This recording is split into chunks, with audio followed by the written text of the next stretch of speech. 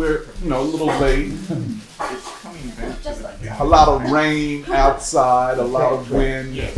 And, I guess when we get into this space, it's such a warm space, seeing all our friends and comrades after a week being separated. I mean, it's 24 hours. yeah, 24 hours is too long. And well, I guess we should go ahead. We're going to try to get past the bulk of the introduction of Hegel's Science of Logic. But first, just a few things on the current world crisis brought on by now what is very, very apparent, the US war with Russia. Mm-hmm. And it is a US war. Yeah. And the entire West has signed on to it without regard to the political and social and economic impact that this war will have upon European societies. The economies will collapse. The political systems will be thrown into crisis. And of course, the hegemon, or the used to be hegemon, the United States, will not escape the backlash of this tremendous crisis.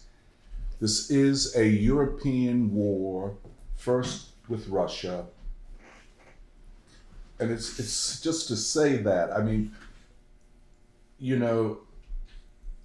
I don't think there are many people who would have imagined this a few years ago, 30 years ago, a European war with Russia. Not Germany, not a single nation, but Europe as a whole, galvanized and led by the United States, and using the Ukrainian people as cannon fodder. Yeah. How this will end, it is difficult to predict, but we have to prepare ourselves now for a very prolonged battle. And it is, from the standpoint of the American people, a struggle against war and against the war makers. And that's why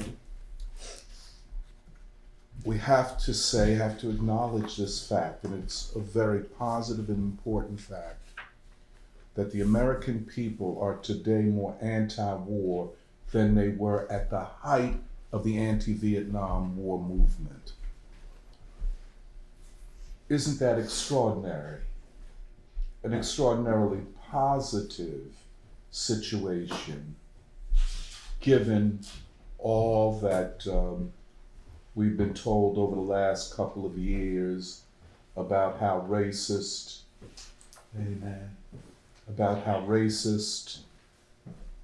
Americans are, and how the Trump movement I'm sorry. Tell them I'm No, we're good.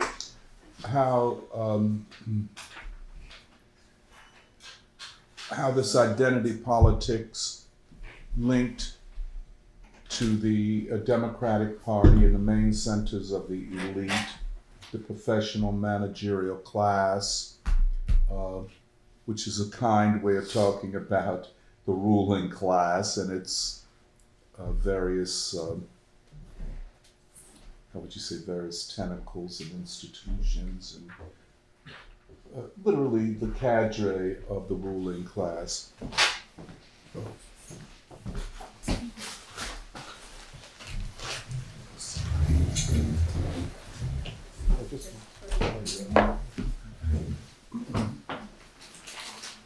Um, Actually, this profound split, and it is a class division, or one could put it, a split between the majority of the people and the rulers of the country, which, again brings to the fore this question of a crisis of legitimacy. And this war, combined with inflation, combined with what will be a recession and inflation are unusual events. Things don't happen that way generally. A recession or depression ends or takes the wind out of the sails of inflation. That just, even forgive me, I don't want to talk too much about this, but even you take the Federal Reserve, the US Central Bank. Oh, now we're going to fight inflation. Well, how do you fight inflation? By slowing the economy down. So they're going to raise interest rates, and that's what that's about. But here is the problem. That, bringing inflation down, quote unquote, and creating a recessionary situation, as they see it, is not going to end inflation. So you're going to have a recession and inflation, what they call stagflation. This is going to hit the masses of people and the working class in ways that we've not been hit before. In a lot of ways, for the ruling class, it is the worst of all possible situations, but for the working class, it is the worst possible situation. And this inflation is raging, and especially for things like food and rent and gas and electricity. At the immiseration of working people, this is huge and very dangerous. But the American people are in a different political space than I've ever seen. And that is a space of rebellion and anger. And they can call all of these people who are voting against the quote liberals and the Democrats as ultra right wingers and fascists. They can keep that narrative going till the cows come home. It's not going to change anything. People spontaneously are looking for ways to defend themselves against a predatory war intended or war-making ruling class. I don't think, and this is a sobering recognition for us, that the ruling class of the United States has ever faced a crisis like this, a crisis of rule. Not even during the Great Depression. I could be wrong, but I don't think even during the Great Depression did the ruling class face a crisis of rule, where the people don't trust them, the people don't like them, the people don't want to hear what they're saying. They usually had, and this is part of why they promoted white supremacy, to create a political rear base. That, during the war in Vietnam, they could say to white workers, well, look, you got jobs. The economy is still doing good, and you're still white. You know what I'm saying? That narrative doesn't work today. You know what I'm saying? It doesn't work. But so they keep talking about nuclear war as though it's coming from Putin. It is they, not just in this situation, but going back. It was they who always threatened to use nuclear weapons, used them in Japan, threatened to use them against the Chinese in Korea. We can't forget that. They threatened to use them in Vietnam. You know, threatened to use. The Vietnamese didn't have nuclear weapons. The Chinese didn't have nuclear weapons. The Koreans didn't have nuclear weapons. They threatened it. You know, and now they're doing the same thing and trying to say that it is Putin.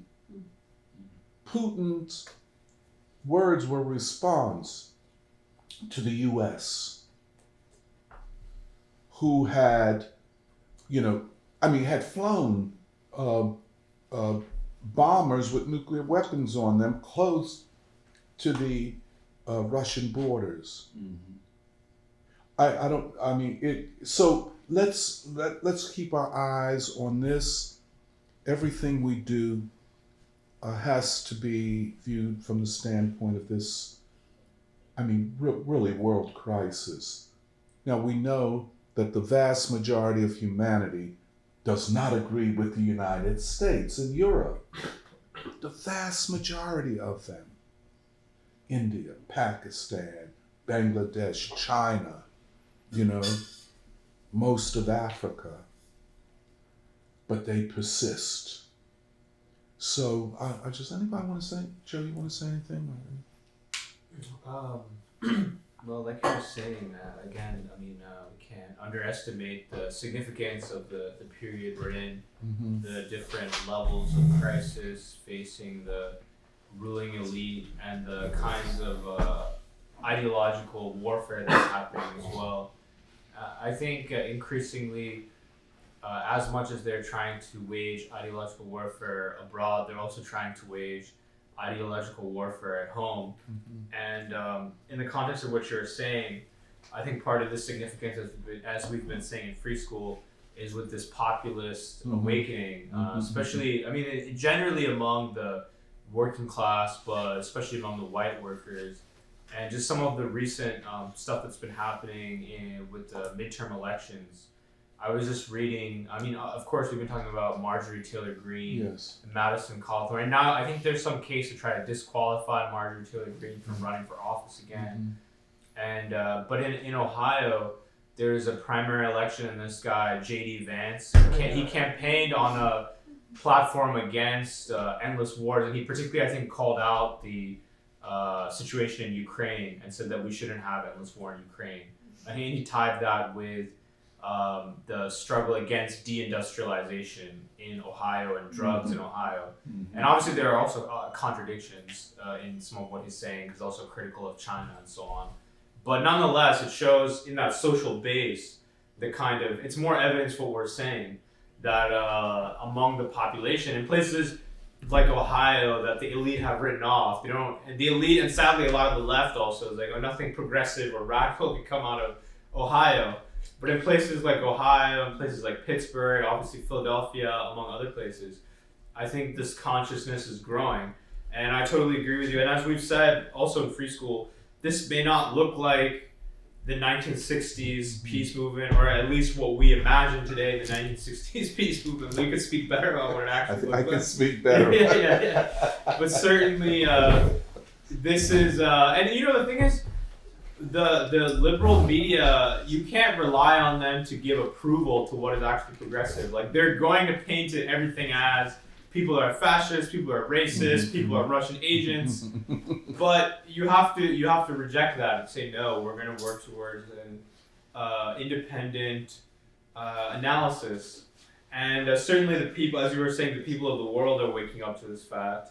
And this is a question before the people of the United States.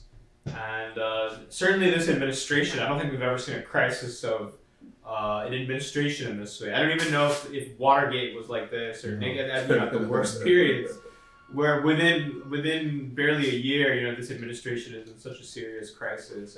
And I guess we'll probably talk about the situation with Roe v. Wade at the Supreme Court. Well, why don't you talk about it? Okay. Just to start it off, as I think everyone has probably seen, a few days ago, there was a leak, quote unquote, from the Supreme Court to the mainstream media that of a draft ruling, which indicates that the Supreme Court justices, I think it indicates that a majority of them are considering overturning the Roe versus Wade decision from the 60s, which the original decision, Roe versus Wade, said that the right to an abortion is a constitutional right in the U.S. Constitution. Therefore, no state can make any law abrogating that right. And so it was indicating that based on some case they're hearing now, they're considering overturning that precedent according to this leak. And as soon as this leak comes out, and this leak, I don't think it's ever happened before, that anything has ever leaked out of the Supreme Court in this way. As soon as this leak comes out, not even 5 minutes after it's on TV, there are, protests with signs at the Supreme Court. There are protests in every big city for reproductive rights. And it's all very convenient times with the midterm elections coming up. As we were saying, with the anger that people are having towards the elite, right? Because I think all the politics that I remember until 2016 was all what we call the culture wars: red state versus blue state, right. Abortion, gay marriage, where it's pitting people against each other based on their geography, their religion, their cultural context, dividing people so that they don't unite over the things they have in common: the anger at not having a job, the anger at these endless wars. So I mean, in my view, this is kind of a manufactured distraction. And it's not even really that much about reproductive rights, because again, it's this technical, legal, constitutional question. It's not even so it's basically they're trying to revive this political football, it seems. Yeah. So that's what I say. Go ahead, Sarah. No, I really wasn't saying anything. I just was wondering about it because I kept hearing stuff, but it wasn't clear to me like what was really going on. Because it seemed like people were fussing over the issue of abortion and stuff.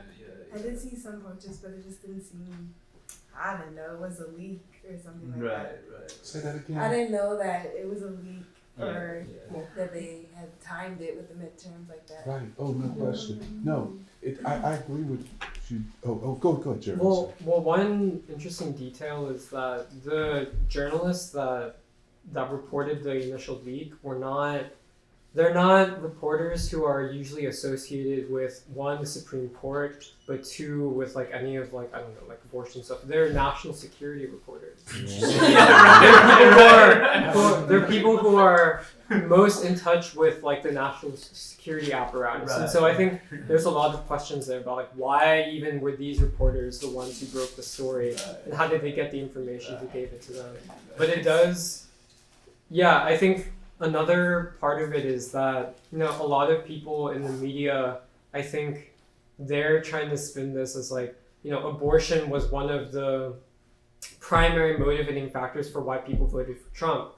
When I think everyone knows that Trump he doesn't even feel that strongly about abortion. And so they're trying to spin it as this is the core motivating factor of Trump's base, when actually, again, it obscures the war question, and how that motivated the Trump voters during the 2016 election.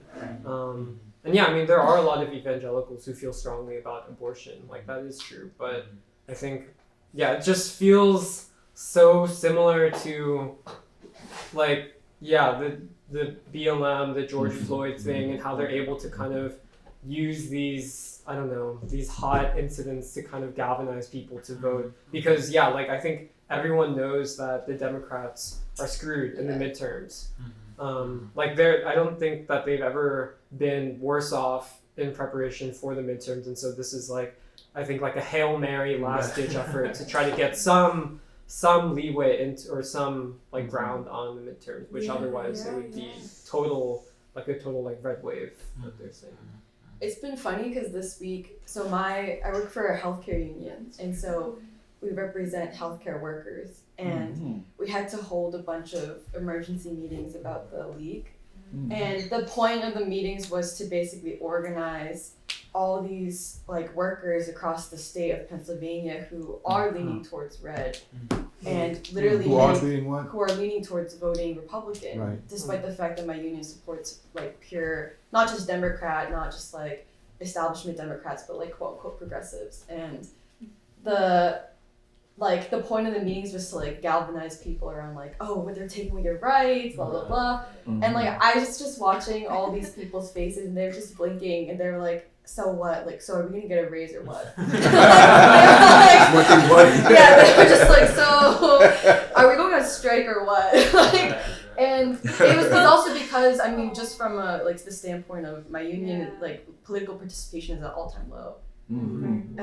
Like the point of every year is an election season where you're trying to turn out the whole strategy of like unions nowadays is like, let's turn out this many people to like volunteer for these candidates who people don't even know, who like they probably will not vote for, and it's been the participation, like internal talks is just how low it's been. And I do think it was kind of interesting. Like I knew right away that the week I feel like was supposed to coincide with the election. Especially even a lot of primaries. A lot of primary elections actually people are very contested. There are many contested candidates. And yeah, it's just interesting and people are not concerned. Like it didn't affect them at all, and actually most of the people I was talking to, there's a huge divide on the religious aspect of it too. Most of the members in Pennsylvania are religious. Like they actually don't, like even if you want to make it a culture thing, like they not only are pro-life, but they also don't like the feeling that they're being seen as backwards for being religious. And most of the staff who are, like, there's a huge swath of staff at my union who are college educated, to represent a certain, you know, professional class. They do talk about religious as like a backwards thing on grounds of LGBT rights, on grounds of like things like that. So it is kind of even interesting to view. This week was very interesting in my union. Oh, go ahead. So in 2016, when Bernie Sanders was running against Hillary Clinton, he didn't get the endorsement of Planned Parenthood, and I remember him being interviewed, and they said, well, why didn't you get that? And he said, well, you know, they're part of the establishment. And then that was taken like Bernie Sanders is against abortion, whereas really he was saying, well, of course this is like part of the Democratic Party.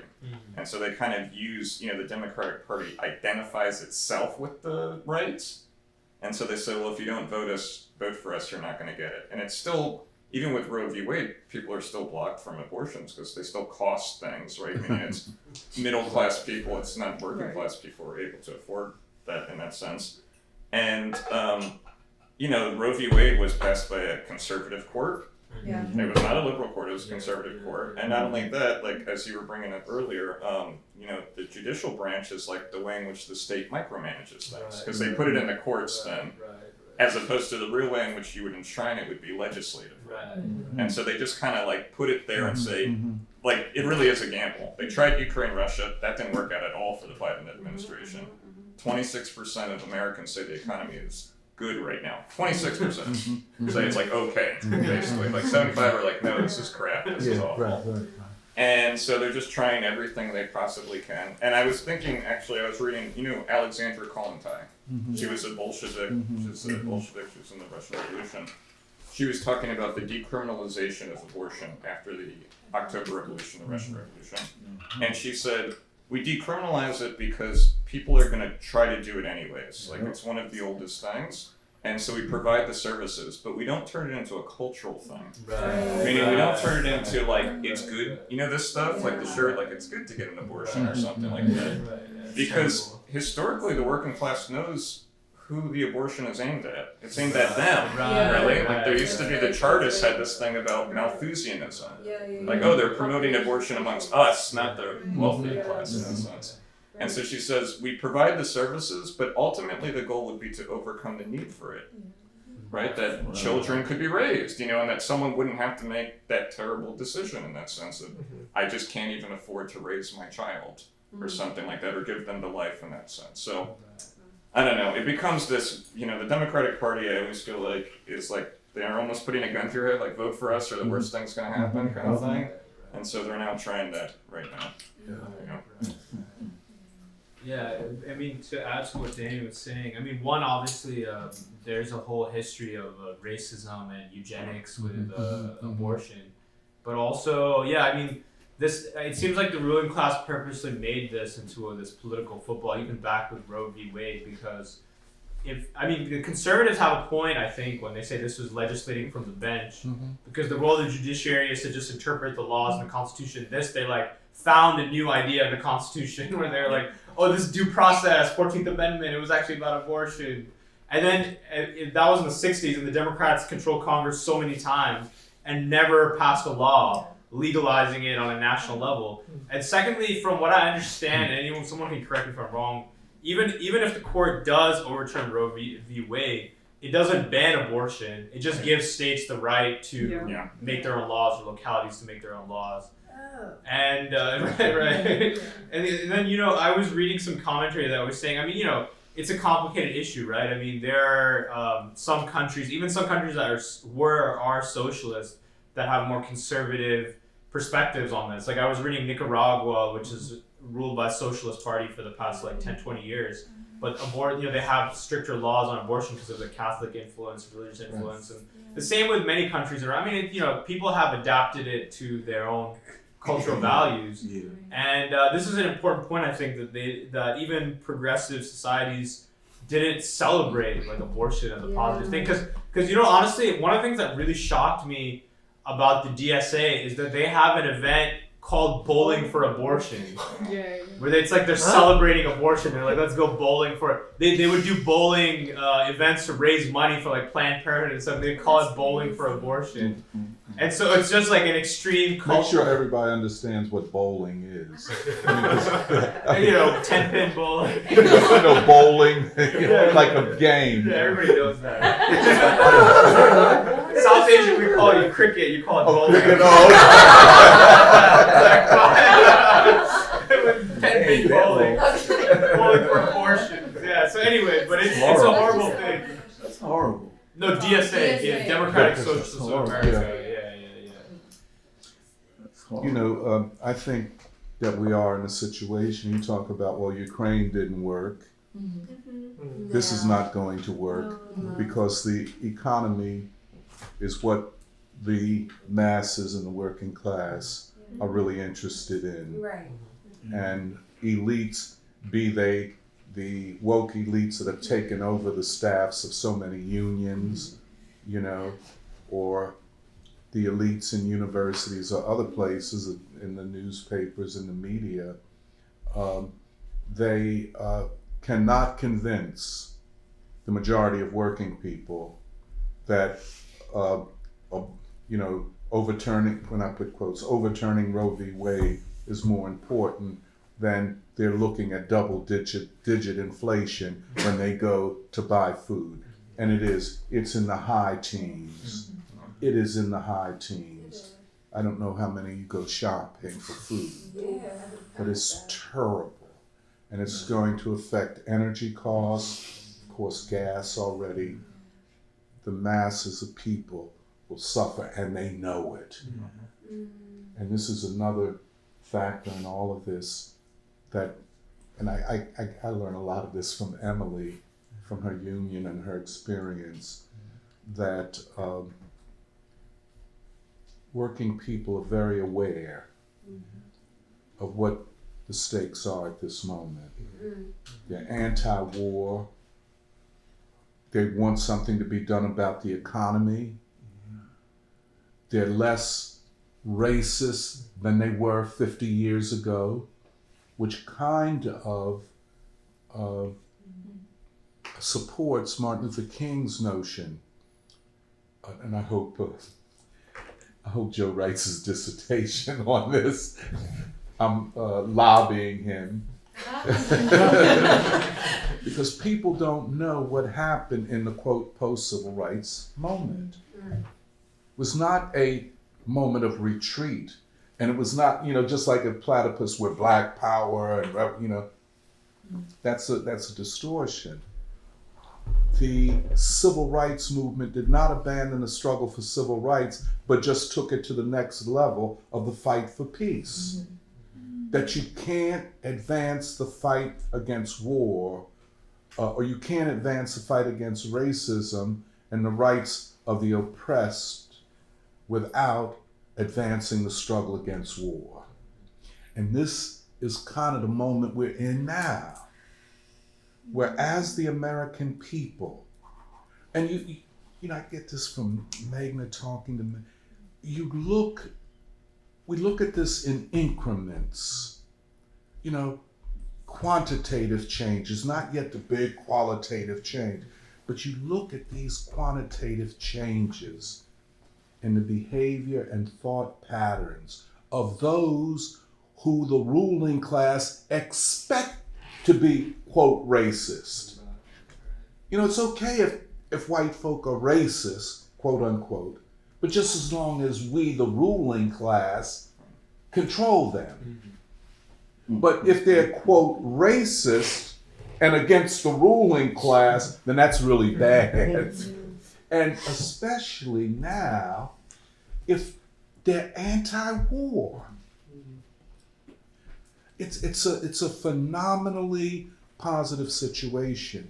And this, I think, it's that tradition of the Third American Revolution, this Black freedom movement, and it is the third. That's Nadir from Germany. Mm-hmm. Remember, he talked about two, and I said I so agreed with him, but I said I would just add that third one. Yeah. And its enduring impact upon the souls of this nation. We have yet developed the tools to fully measure the comprehensive shift in this nation as a result of that movement. But Europe didn't have that third revolution like we did. We are so indebted to those great people, the Diane Nashes, the James Lawsons, you know, of course, the Martin Luther Kings, the Coretta Scott Kings, and all of these people, our debt to them is immeasurable. And the nation's debt, the world's debt to them. Yeah. You know what I'm saying? To create an environment, a nation, the greatest imperialist nation of all time, where the population is against war. Yeah, that's interesting. Against war. Oh, go ahead. Oh, there. Yes. Oh, I'm sorry, Derek. Oh, It wouldn't be so bad. Like all the senior people that I've spent time with, my life journey from when I was in my 60s, and still be around. I'm with the higher level of the older generation of like my older sister's 89. Oh, wow. And the thing about it is that for all of the difficulty, we all worked in hospitals. I worked in the hospital. Most of my family, we all worked in hospitals over 20-something years. I have. All of us have worked in. But the thing about all the difficulty is people that never had their Social Security from their earnings to have a level, so they can have a level to at least say, I'm not fleeced of everything that I have. But it's harder for the seniors that don't have all these comprehensive things to apply for all these programs to get your phone done or get you some subsidy. They can't get the subsidy because they can't get through the system when you go to put this information in. And the only reason why because I was a clerical student, that's the only reason why I can get through. They surprised I even came back in to say, Mr. Gant, you got to take your provider now because they penalized me for not being in the healthcare system because I worked in the healthcare field. But the thing about they're going to penalize you. Now, I couldn't be the only person. Some people just don't go to doctors or do certain things at all, but they can't even apply for it because they don't even know how to go on the phone to pull all this stuff up on the computer. Right. That's right. And then they got something, I'm just mentioning how crucial this is when I see seniors in the market with me and what that looks like, and you know they struggle. They don't have no food stamp card, all this stuff, because they cut off. So they cut off like how they gonna live. That's right. How they gonna live? That's right. And they're not making it easy. They have made it twice as hard. Not they say they're gonna give it to you. How they gonna give it to you? They can't apply for it. They cannot apply for it. So I go to the senior center when I can go there because for the Zoom, that's one thing, but to see the other seniors and be with them, you hear the stuff that they're going through. Their housing, everything. So this is a crucial examination here of things that all of y'all going through, because it takes a lot of money every month. I could put my whole salary on this table. If I didn't have what I have, I wouldn't be able to do where I'm living at. Not having no car, I'm keeping up with my finances because I came from a financial family that I had to have something that I worked an entire lifetime for. This not because it's my car. They can take the car if you ain't got no money. A lot of people don't have no money. But it's just hard when reality check is that everybody's going through excruciating changes. You know, I'm not just saying making an excruciating case for myself. I'm just talking about for people in general. And not to have nobody to come in besides your social worker. They cannot get into what you really live like if they don't live like you live or live off of the conditions that you've been set with. If they have a salary that keeps you in the union, so you can speak to people that are right there, they kind of in their financial peers. But people that's not in those peers, they're in trouble. Right, the inflation's really going to hit them because their income is fixed, right? The sort of payments and stuff they're getting for Social Security, and yet if things get more expensive, they're stuck. Yeah, and I just want to say one more thing. Yesterday, I got a friend of mine. She lives in Germany. She come from Finland, but she lived in Germany for the last 30-something years. And yesterday was the first time that since my brother passed. Well, the first time she gave me like a general feeling like what was going on in Germany. And she's a teacher, a kindergarten teacher, and she's a professor in the London School of Medicine, and she was in the institute in Uganda. I know her for almost over 30-something years, and she's from Finland. But the thing about it that she gave when she's writing, and we just writing each other, and she's let me know, she said, well, they're not really treating the people from Libya, and I've met a lot of Turkish people because my brother lived there, Turkish people that have come there. And then people have come there from the Iraq War, and then all these different regions that she wrote on my email yesterday, because I've been there. And she said the people from the war, the recent war, they're getting the places to live more than the people from Libya or Egypt that come to Germany to live there to find a place to live. She just told me that yesterday. Like they already, y'all can stay here, but you're not getting y'all not getting a preference that they given, like the that. Ukrainians. The Ukrainians, yeah. Go ahead, Magna, and then Al. Oh no. Okay, Alice. This is all reminding me of King's speech of Beyond Vietnam, where he was talking about how the advances that they had made for Black people in America were being taken away as the country was moving towards war with Vietnam. Yeah. Like just in terms of building the country, just the money that was going towards these programs were diverted towards war instead. I think it's the same thing that we're seeing today as well, which is that you see America and it's the people are suffering, but then suddenly you'll hear from Biden like there's billions of dollars of money that is just going to Ukraine. But then those billions of dollars are just used to destroy a country where the people aren't getting any better. And that's really insulting actually to both, the people of the US and also of Ukraine and Russia, but also of the world. And I think that's also where it speaks to how you find unexpected alliances with, like for example, and this is and I specifically, I think people have mentioned different individuals, but then even Tucker as well, where he talks about how like this money is just appearing for Ukraine, but we don't spend even. I think there's contradictions in there, but he was saying how the packages that are sent to Ukraine, they're double the amount, for example, that we spend on our borders. And he was saying, actually, why is it that our ruling class is essentially conducting this brinksmanship with Russia, where, why, if we actually cared for the people of Ukraine, aren't we going to try to find a solution so that the people aren't constantly in war, and that this idea of nuclear war is not something to be played with. Nope. And so that's where we're finding these unlikely alliances with, with people like Tucker who are speaking against war and also speaking for the livelihoods of individual people.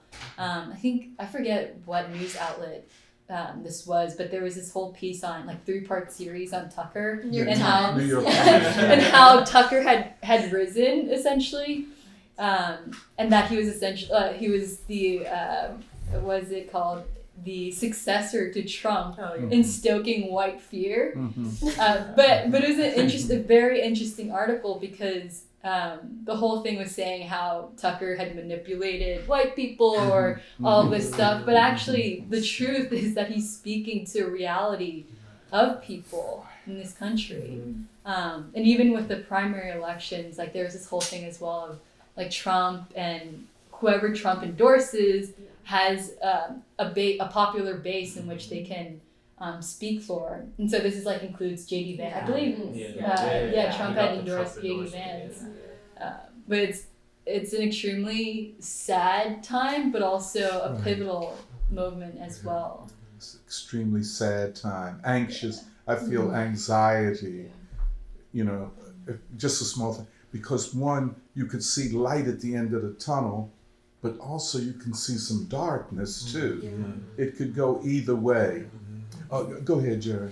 Well, just the hit piece from the New York Times on Tucker, I was hearing interesting commentary that like 10, maybe 15 years ago, no public media figure would have been, that any public like figure, like someone on the level of Tucker, or anyone in like the major news outlets, they would have been scared to ever be the target of a hit piece like that from the New York Times, especially the New York Times.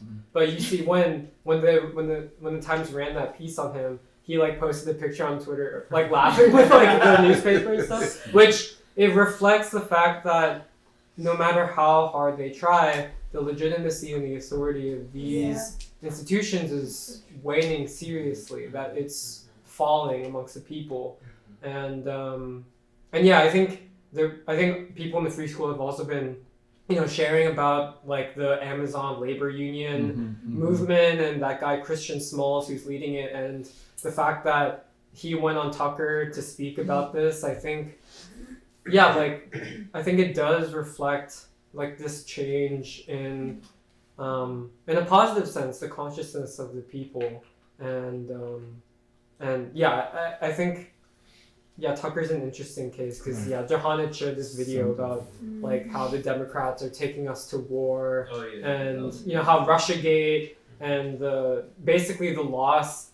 Like I think he was kind of attributing this whole war effort against Russia, in large part to the 2016 election, and the fact that the elites, like the actual serious elites who really govern the country, that like psychological but also like political blow to them is what motivates their their insane rage against Russia.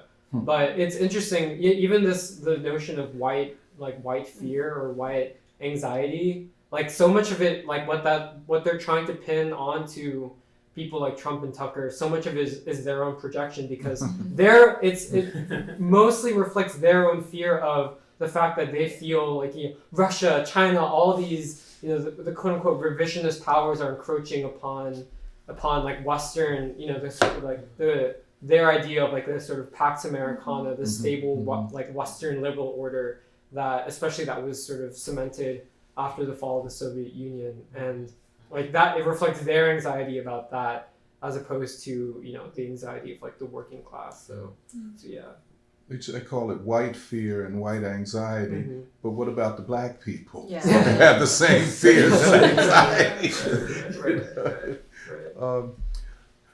I guess in some ways, this is what we call, the attempt at regime stabilization.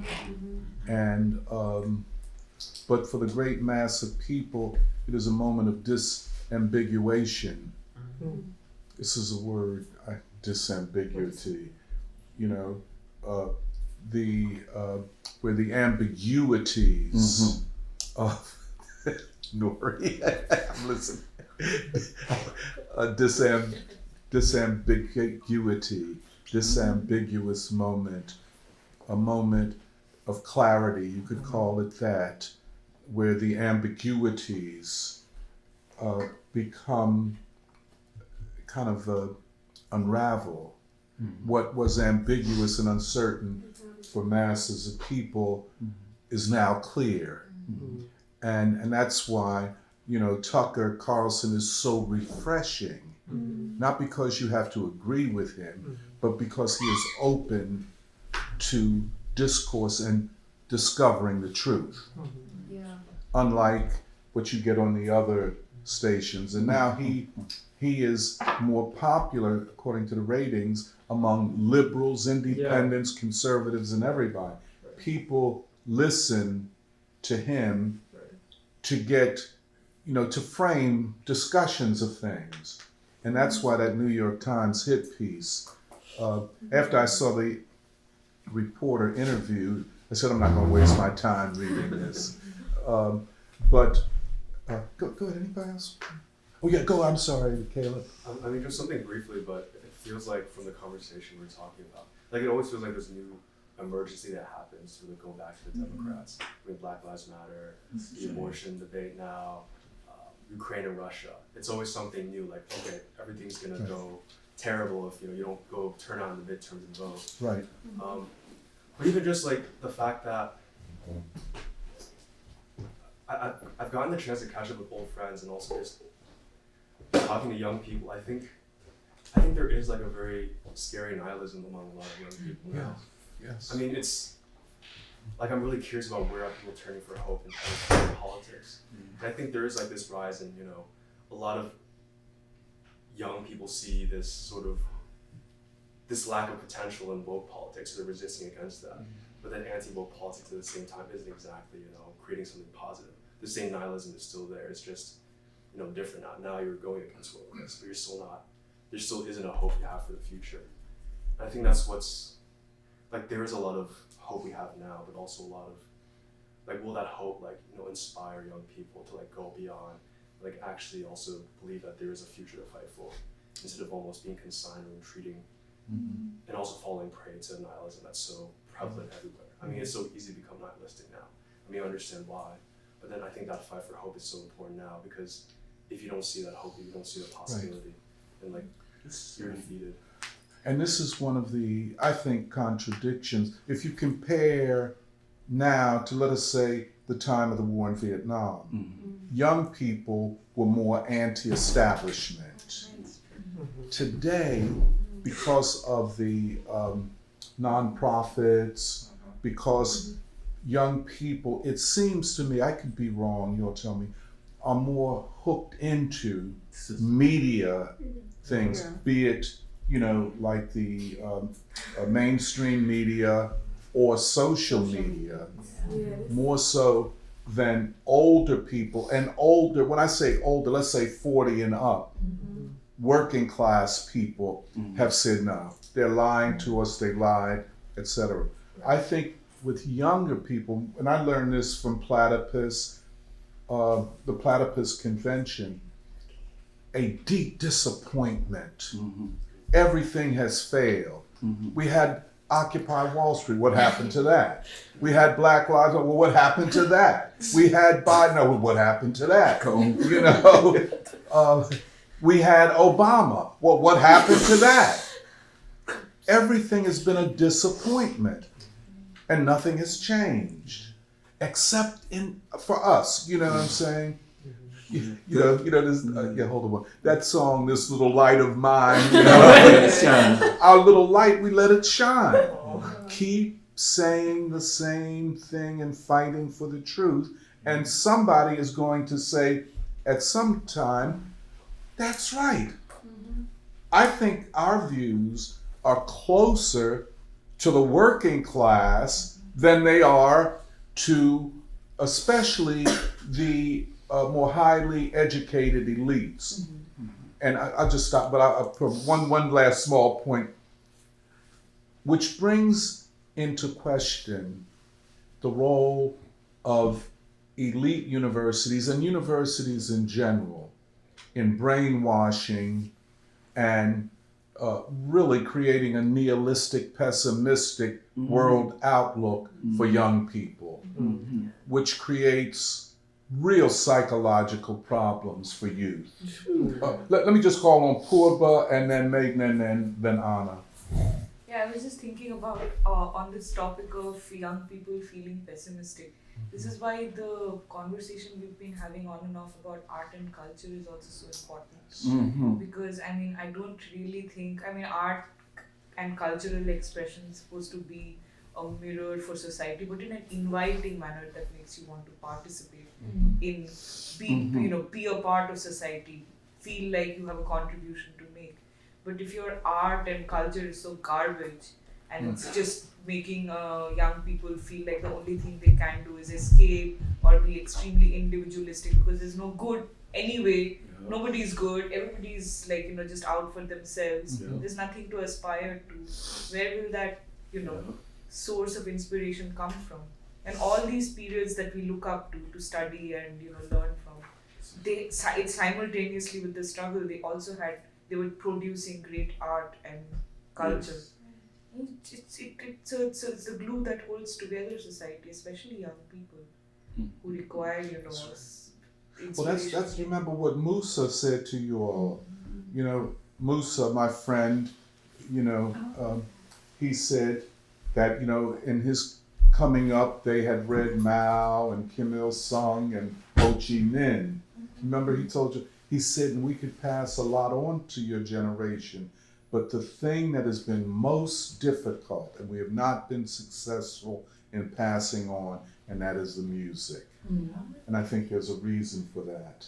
But I think that was such an accurate statement.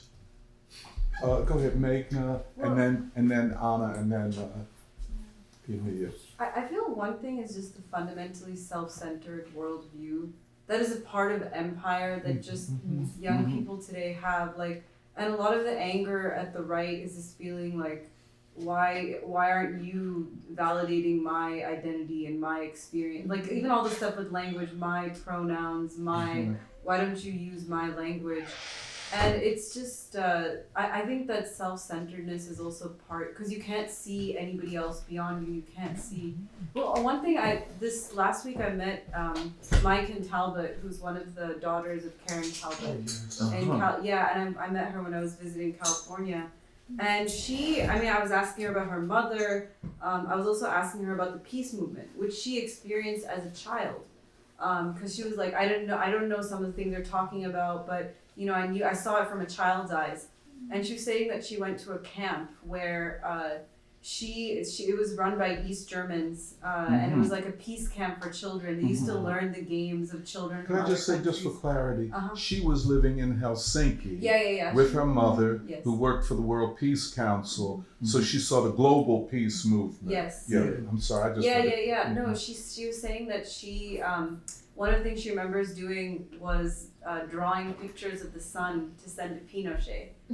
Because they didn't know what exactly Pinochet was or what he was doing, but they knew he was a bully. And they knew he was hurting people. Yeah. So she said that doing that made me realize there were other people in the world who mattered and I could do something for them. Yes. And she's like, that still animates her life. And just what a difference peace could make for the morale and just sense of self of young people.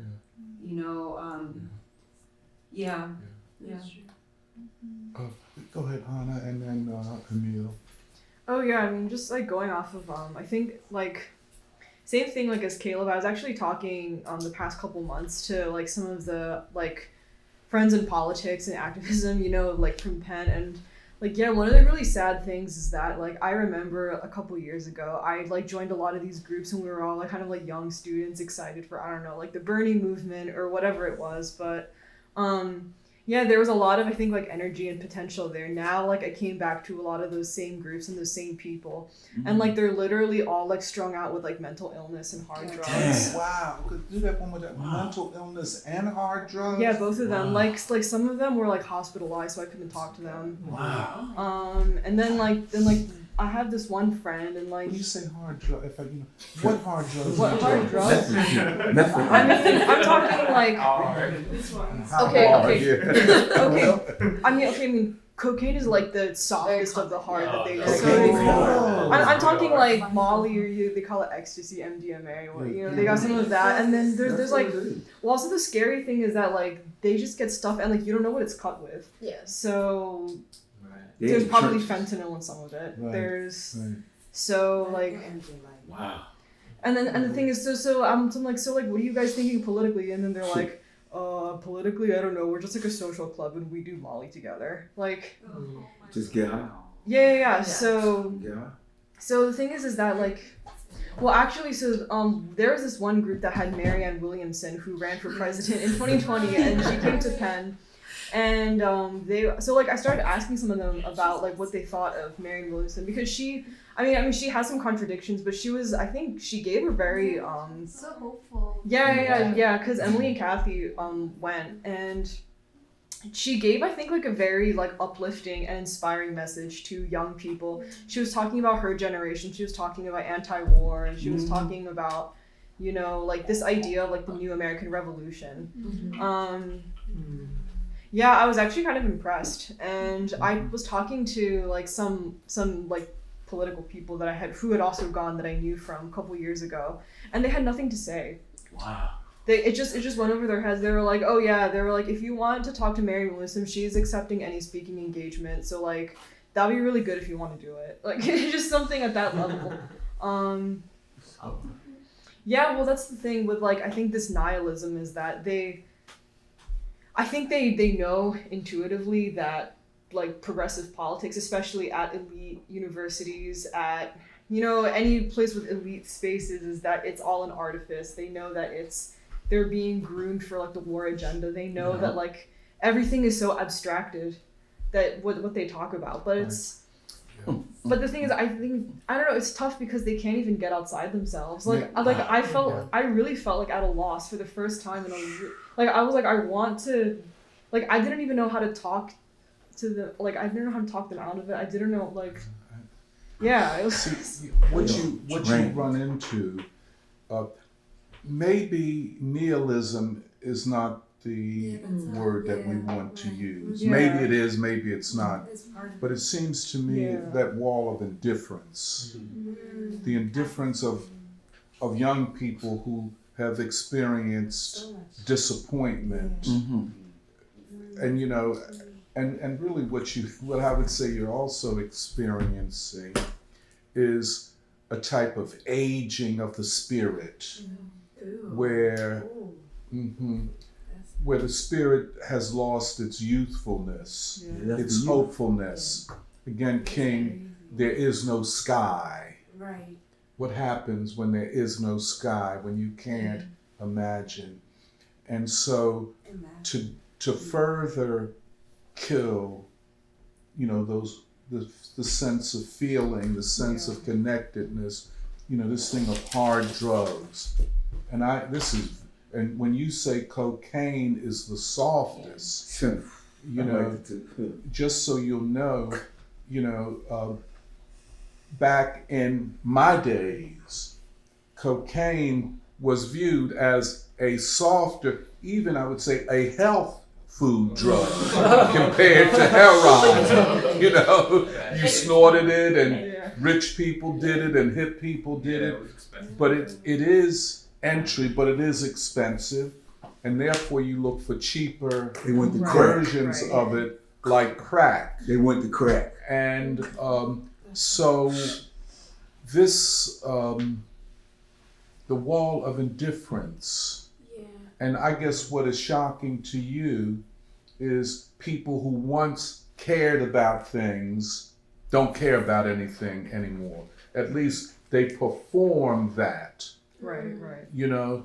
Probably they want to care. And just one last point, the question of language.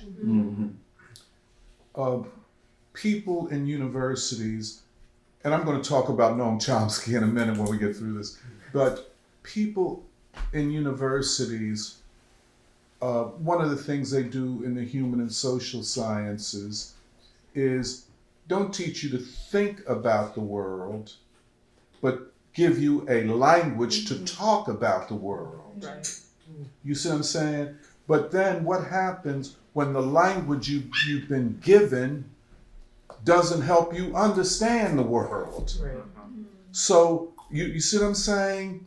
Well, anyway, let me just stop. We'll come back to that. But Emil and then Serafina. So, politics is interesting to me because I actually had an opportunity to go to a movie. Speak up just a little bit. I had the opportunity to go to a movie with Samir and Jacob this week. I heard about that. Yeah, we went to see the movie Everything Oh, Everywhere All yeah. at Once. Could you say the title one more It time? was called Everything Everywhere and All at Once. Okay.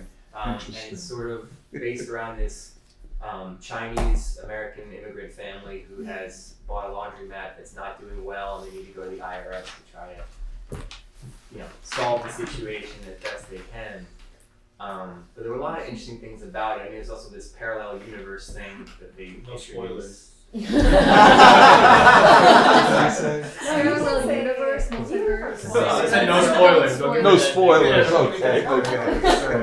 I'm probably gonna give away a lot. Congrats, leave the room. Tell the live stream people. Well, it's just interesting. So one of the other big problems or the issues in the film is that the daughter of the mother has a girlfriend who, I don't know if she identifies as not a woman or something along those lines, but she doesn't want to tell the grandfather, who can't speak any English, that the mother doesn't want to tell the grandfather that this is happening because it's not traditional and he wouldn't understand. And it's this big dynamic where the girl feels she's not accepted by the mother. And eventually the mother comes around to the daughter's side and accepts and tells the grandfather this is the way it is and you have to deal with it. And the daughter, it's interesting how it's introduced in the beginning because the daughter can't even really speak Chinese. Her Chinese is terrible. She can't really communicate with the grandfather. But there's no sense of the disrespect there. Like why shouldn't you have some reverence to your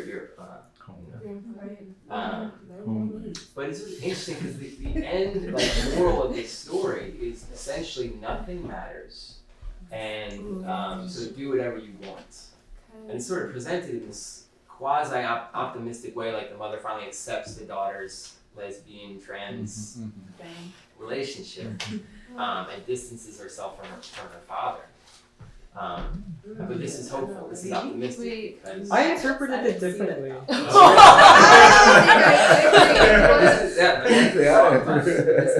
is the sense I got. There's a lot of beautiful things about it as well. I mean, the choreography was very interesting.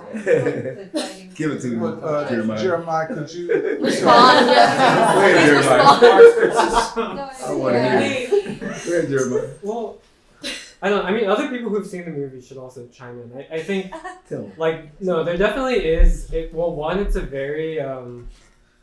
very internet age movie. It's a movie that I think can only have happened with the age of technology. This kind of super fast, kind of peppering you with lots of information all at once, which is basically also the title.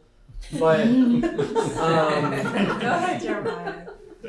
But actually, I thought it was interesting because actually because Neri and I saw it, but we were talking about it, and there was actually less of the immigrant angst than I thought there would be. Yeah.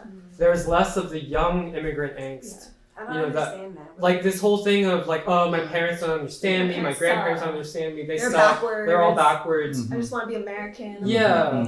Yeah. They done. Actually, we felt that there was less of that than what we had expected because we're very used to that being the kind of dominant narrative, especially amongst these kind of Asian American immigrant movies. But interestingly, the core theme that we were talking about, and others can say, but it wasn't a revolutionary thing at all, but it was a kind of pushback against nihilism. Yeah. Because the daughter's whole thing is that she basically, sorry for the spoilers. But basically, Mute the live stream. well, the big enemy, like the big villain in the movie, turns out to be like what happens to a person when they become totally nihilistic, when they lose any sense of feeling that there's anything worthwhile in the world at all. And the movie is saying, it's not saying the value of life is struggling for to transform the world or anything, but it's saying that there is value, especially in family, and having a sense of I don't know, like a sense of responsibility and of even any sense of social ties at all, especially to family. It's kind of anchored around this idea of family. And I don't know. I didn't get the sense that it was trying to say that that nothing is worthwhile or that you can do anything, but that, there's generational differences for sure, but that, I don't know. It just didn't feel to me, at least, that it was trying to say do whatever you want to do with life. Because in part it was saying if people, especially young people, fall into this trap of thinking that nothing matters, then what do you do? There is no hope for society. And so it was trying to, in a small way, it felt like it was trying to reclaim some sense of, people have an anchor, which is their community, which is their family members. And we can't lose sight of that. And it did it in its own weird way, but that was at least how I was interested. Serafina, you mind? Yeah, go ahead, Nuri. You don't mind. Yeah, I feel like the premise of the movie is to throw you into all the chaos, which I feel like is... Say that one more time. The premise of the movie is to sort of throw you into this chaos where it's suddenly you have the option or the opportunity to explore all these different lives. You basically can have it all. And I feel like that's kind of what our generation is also given, that's what we're supposed to want, which is embrace the chaos of the internet, there's so much funny jokes, ha ha ha. But I feel like the thing is that that chaos does not actually produce, I guess, a structure or any sort of coherence to life. Right. And so I feel like the main character, she's given all of these gifts or all of these opportunities, but really the narrative structure is that she has to come to terms with her life and the choices that she's made in her own life. Because I feel like also this really is just talking about the whole plot, so it's a complete spoiler, I think. But but I feel like the thing is that the nihilism that the girl or the daughter has is actually from experiencing all of these different worlds. She sees all of it and she's a part of all of it at every single time. And so she basically loses the thread of, I think, a life lived in order and trying to I guess the enemy is postmodernism. The enemy is actually just chaos. And I say this, I didn't watch the movie, I just read the Wikipedia plot. But I thought the enemy is postmodernism. 100%. The villain of the movie is the daughter who is educated in postmodernism. And how it severs you from all of these familial ties, tradition, everything that actually makes a life worth living. And so I feel like what I thought was cool or actually kind of nice about the movie is that it is subtle. You have the option of, I think, interpreting it as actually we can do this, or oh, this is so great, this is everything that I want. And so it fits into, I think, the cultural landscape or the milieu that we're brought up in. But at the same time, the message, I think, cuts against that and says you can do this, but what's actually the point? Because the grounding heart of the movie is definitely the family. Family is worth fighting for. I felt the message was that family today in the society, family is demonized. Tradition and history is demonized. And I felt the solution of the whole film was actually you have to fight for it. You have to keep it together. But they were also saying it's kind of the older generation's fault for being homophobic. Oh, yeah. So that was also the calling I out. just want to mention the last thing the mother says to the daughter is it's okay, we're together, and you can do whatever you want, nothing really matters. That is true. I there was a sense of that, the families coming together, and that was very true. But it still felt like it was in this box of very self-centered individual It's not gonna be perfect. Yeah, because I feel It's like the filmmakers are not like revolutionary. I mean, it's art made for this time. That's what they are. But also, like, what is the time? Is it transitioning or not? So that's like the grade. No, I appreciate all these comments because I had definitely much more nihilistic. Caleb? Oh, I agree with everything, because I also watched the film, and I think what I really appreciate was just how sincere it was. Because I think I saw the ending statement as nothing matters is different, because I think part of it was hearing the beginning where the daughter says it, and it's like a very nihilistic way of saying, oh yeah, nothing matters, so fuck everything, I'm just gonna drink and be sad about myself. But when the mother says it, it feels like it comes from a place of like love, like it's not nothing matters because, you know, everything is terrible and we just choose to, you know, be depressed about ourselves. Could you say that once again? The mother, do that one more time. Well, I think when the mother says it, I almost saw it differently. I mean, I think it also feels like, you know, something my mom would say to me, like, it's not nothing matters, and so that, you know, we should just give up on everything. Like, nothing matters as in, like, you have the freedom to, like, love. You have the freedom to be able to choose and, like, go forward. So, I thought that was... Yeah. It's like I love you forever, and like the things that really don't matter like won't cloud that, because I feel like the resolution is the way like the mother fights and the father fights in their own ways, and when they fought for their daughter, they resolved their intermarital problems and they resolved the problem with the grandfather, and it's like the father had to take his own way, and I feel like it was a question of like masculinity or not. But then I also think like the mother had to like take on like, you know, strength but also love in their own way, that they met in the middle. But Over here. Wait, you saw the movie? Okay, go ahead, Dan. I saw it. I had a kind of question for everybody, which was off of what Serafina was saying, because I was basically wondering how people thought nihilism was perhaps related to the question of transition at this time. Right. So like nihilism is ultimately, like, it's contradictory, because to say nothing matters is actually to give a purpose to life. Yeah. To say nothing matters are giving a purpose. So it might be a sickness of the time, but it might be like a pregnant sickness, meaning it was a question you raised earlier, is it light at the end of the tunnel or is it darkness, meaning what's the potential, what's the opportunity in the transition? So a pregnant sickness, to quote my friend Nietzsche, but you know. So that's what I was curious about, what people thought about this relating to that. Well, hold on. Let me let Samir, who saw the movie. I wanted to like tell everyone to keep their mind open and, like, you know, like platypus, it's an open question about the because, you know, the movie inspired a lot of conversation immediately after we left it, so I think it's worth seeing.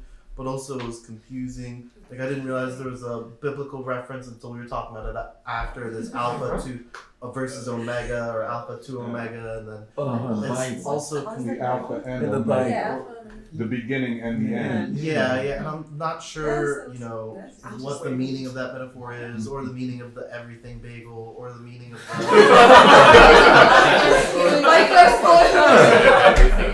the meaning of I think the who is the bad the conflict was not clear to me in the movie, so the question is open.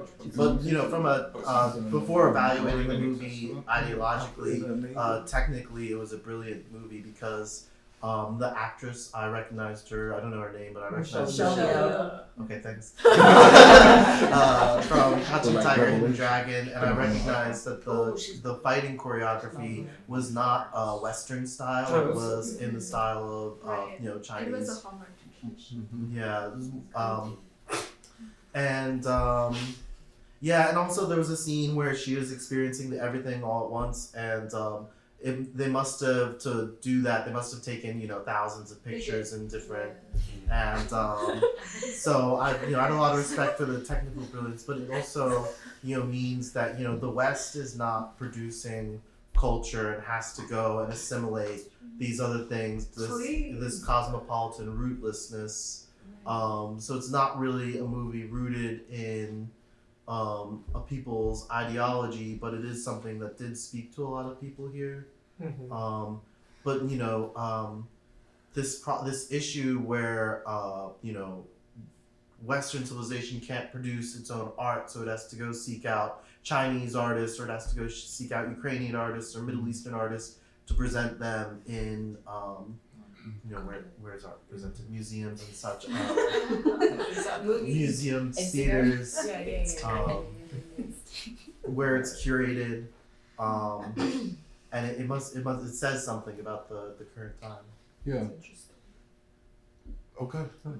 Well, I feel like what Danny was saying about like what direction is the nihilism going to go, I feel like that was also kind of what the movie was sort of presenting, which is that like there's the nihilism of, I guess, postmodern, like university educated elite, and then I guess I saw it as being distinct from, I guess, like the existential nihilism, where you have to interrogate and ask like, what does all of this mean? Like all of these structures, all of these assumptions that we take for granted, what does it mean, and what role or what choice do I have in either upholding or shifting or like taking a role in transitioning from it? And so I feel like the nihilism does, like not nihilism as a general concept, I think does have that potential, but I feel like it's like, which way does it manifest in? Like thoughtlessness, like thoughtless nihilism of just like, I guess the feeling or like the spread outness, or like a thinking nihilism that's trying to interrogate and like find something. And also, really quick, it's that I feel like if we've talked about how art is propaganda. I mean, we were reading the criteria for Negro art, but it's also like that. Like if you leave people with nihilism, there is an inherent direction that the ruling class forces just want to paralyze them so that they can go their direction without the people even rising up and realizing where things are taking them. But no, please. Extend upon that. I mean, really? That's the thesis, but then. but then you realize like art, like of all kinds, like they do have a certain meaning even when they proclaim to be meaningless, and so therefore we do have a very important task to say, like what is needed for this time is a certain art with a direction that is clear, that doesn't leave it, as a deception or like a trick, but really tells people clearly where things lie. So you're using a different measuring rod to talk about this movie.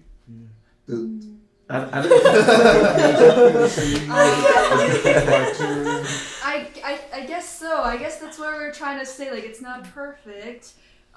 What would have been a little better would have been a little more clarity around. Even though the messages were sort of there, put side by side, one has to almost make the choices super clear in this moment. I just want to clarify the word, the nihilistic expectation, right? It's nobody don't know what the second coming is. In the Islamic world, it's the hitting iman, but they might say it's the messianic age in the Christian world. So those are two alpha and omega in the Revelations in the Bible. I'm just putting the story, how people, they don't think the Islamic people in the world is looking at the meaning of their religious ending or the new religious beginning. And we don't use the messianic name of the Messiah because we don't want to believe anything, no light is at the tunnel. But the messianic age, the nihilistic movement, it's like, it's the expectation. You don't know how that expected, they call, in the Islamic world, they say the expected one or the expectant one. So that whole hidden history in the Islamic world and the Christian world too, it's about sacred people in the end of time or from the beginning of the time, the Alpha and Omega.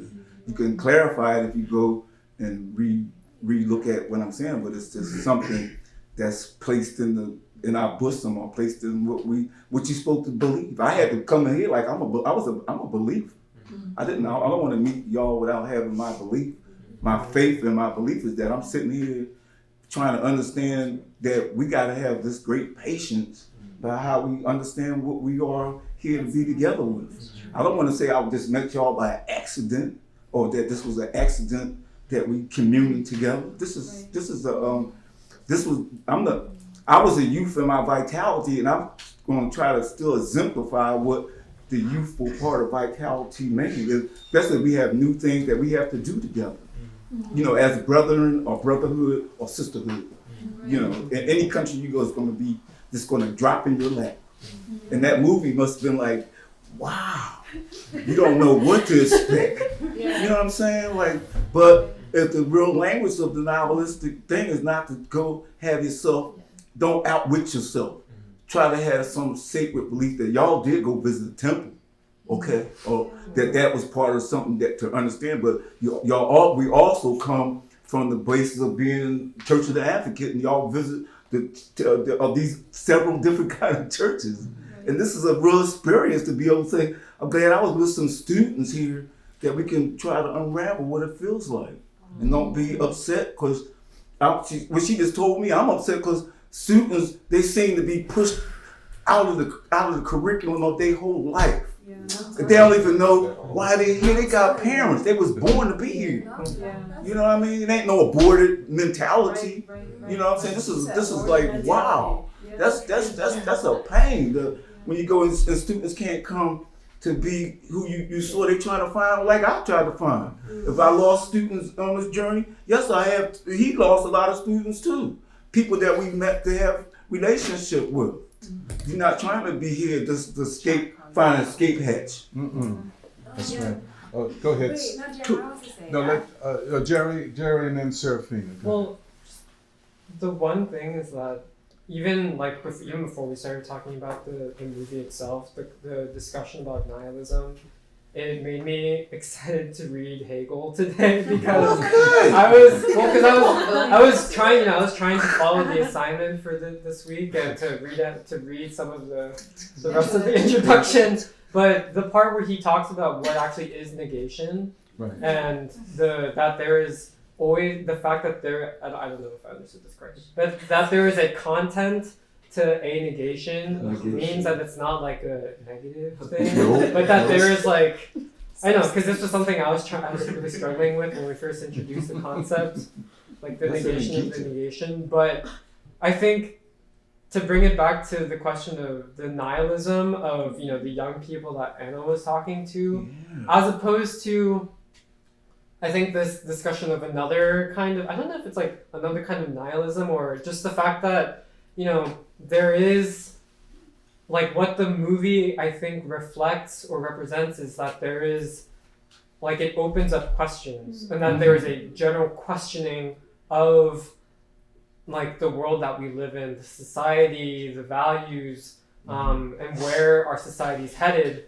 I think those are, I guess, two different things in that, on the one hand, if young people are being sort of instilled with this idea that there is no value, there is no meaning, like that in itself is not a true negation of the existing social order. That is merely an affirmation of its continued like existence, because the society, that is the society telling you that there is nothing worth struggling for. That's right. But on the other hand, but family. See, if I might just say,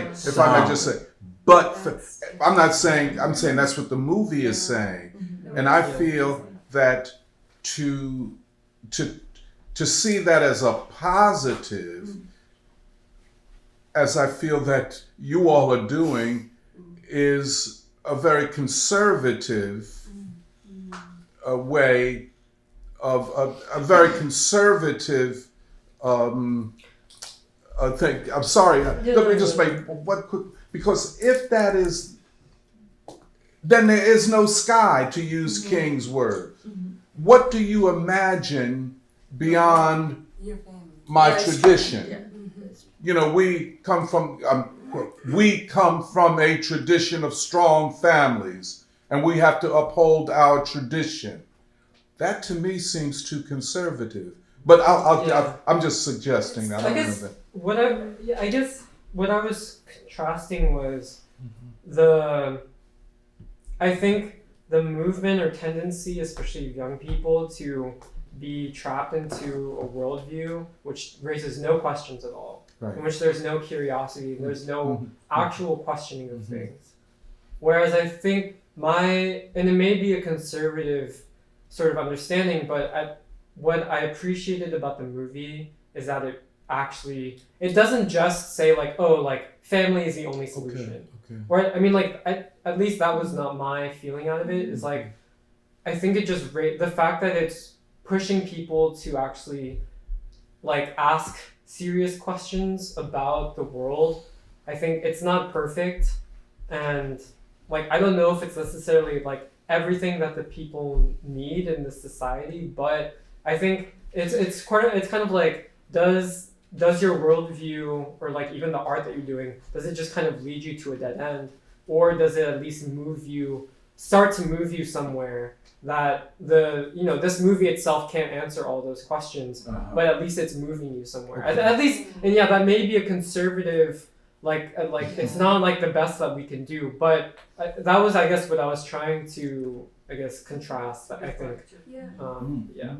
Well, I thought that the redeeming thing for me was love. Yeah. Was a big theme, and how like the nihilism is because she does not feel loved, and she even learns to love her enemy. Who is this tax collector who's a monster? Who's a monster in the other world, but in another universe,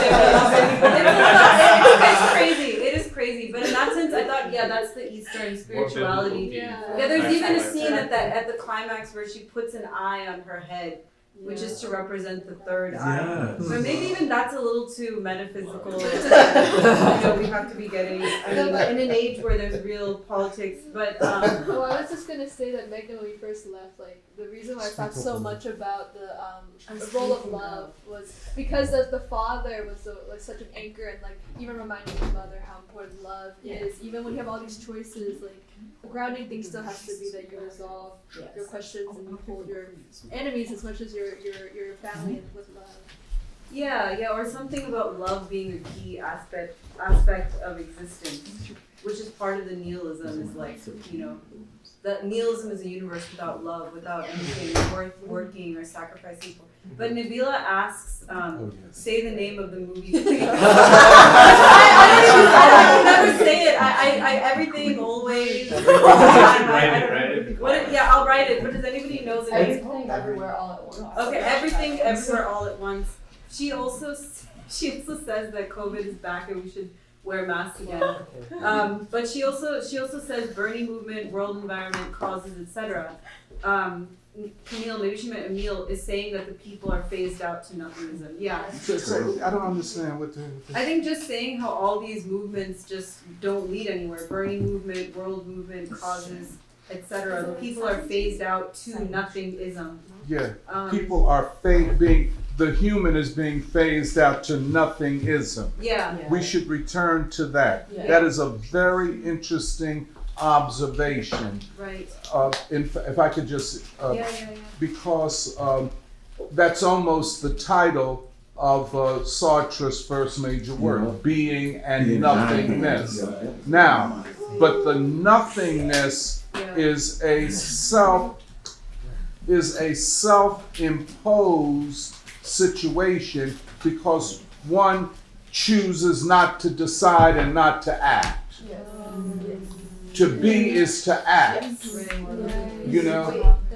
You see, and this is very, very important vis-a-vis Anna's comments and even our discussion of this movie. And I haven't seen it, and I was asking that same question. But go ahead, Megan. I just wanted to say that. Yvonne also, going back to Roe v. Wade, she says that's correct, Jahan. The overturning of Roe versus Wade by the U.S. Supreme Court will not outlaw or restrict abortions unless the state legislatures do so. Joe said, when I first watched the film, I thought they were trying to put a positive spin on nihilism. Like, since nothing matters, let's just enjoy the present and the time we have. That's kind of what Emile was saying. I do think Joe said that. Joe Rust, yeah. Oh, Joe. He said, I do think that the film was well made and was good at provoking thought, but I do believe we need something that drives people towards a positive change for society. My main problem with the film is that it felt like it was saying we should just settle. Okay. You don't agree with that, Emily? This film was a good start to introducing more indie films that explore ideas like the importance of family, life, and nihilism. But we definitely need something more nurturing for the soul. Yeah. And I can see what he's saying, because like if any universe is possible, you can just jump. Then what about struggling in this one? What about the truth? What about the truth? But wasn't it kind of saying that? Sorry, maybe I should all just watch it. Wait, can I do a book report? Please. Go ahead. No, okay, so I haven't not not seen the movie, but because it's been so popular, it made me want to see it. So we can go. But, you know, the first thought that I have about it was that fact, like, you can just go into every universe or whatever. So it's really whatever what you do.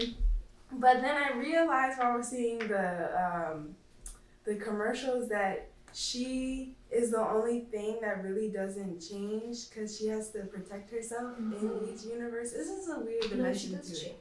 Not even like she goes into different universes, but it's her that she has to keep safe. But anyway, what I wanted to say in the conversation about young people and whatnot is because I'm still trying to figure out where Black people kind of are at. Back to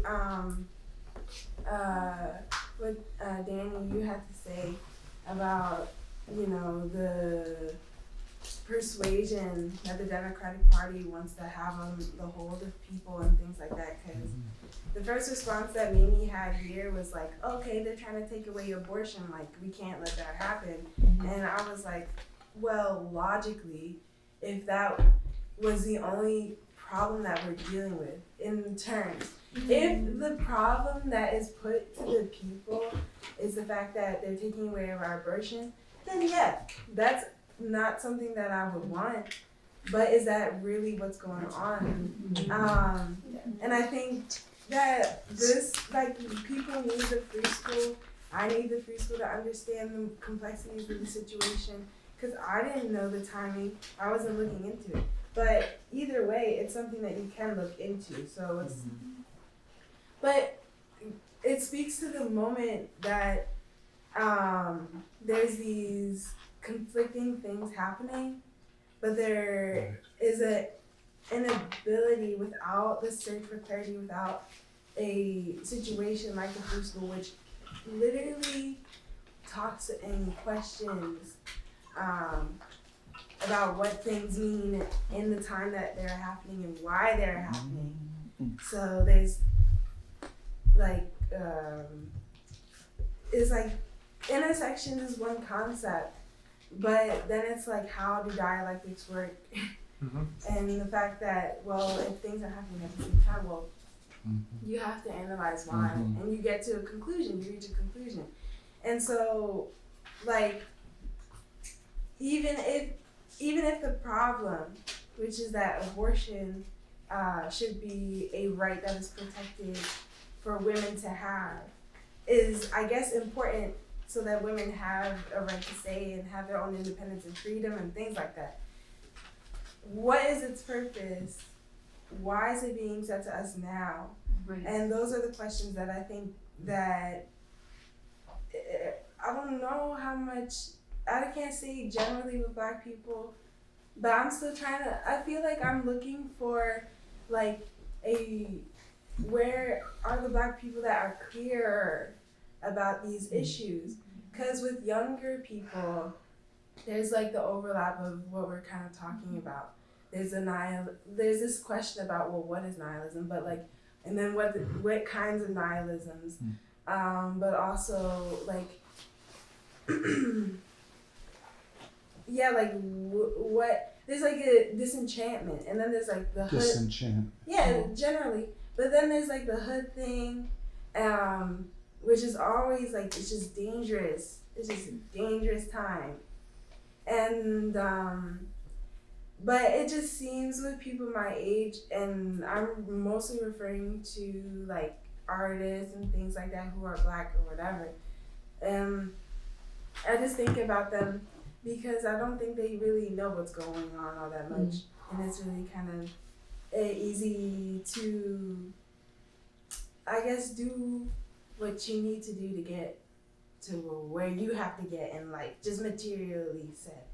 And so my worry is that there's a lot of like, okay, well, this is awesome. I don't want to curse, but it's like, this is like all rubbish, and it doesn't really matter anyway. It's not really, it's affecting me, and it's bad, and there's lots of going on that I don't understand.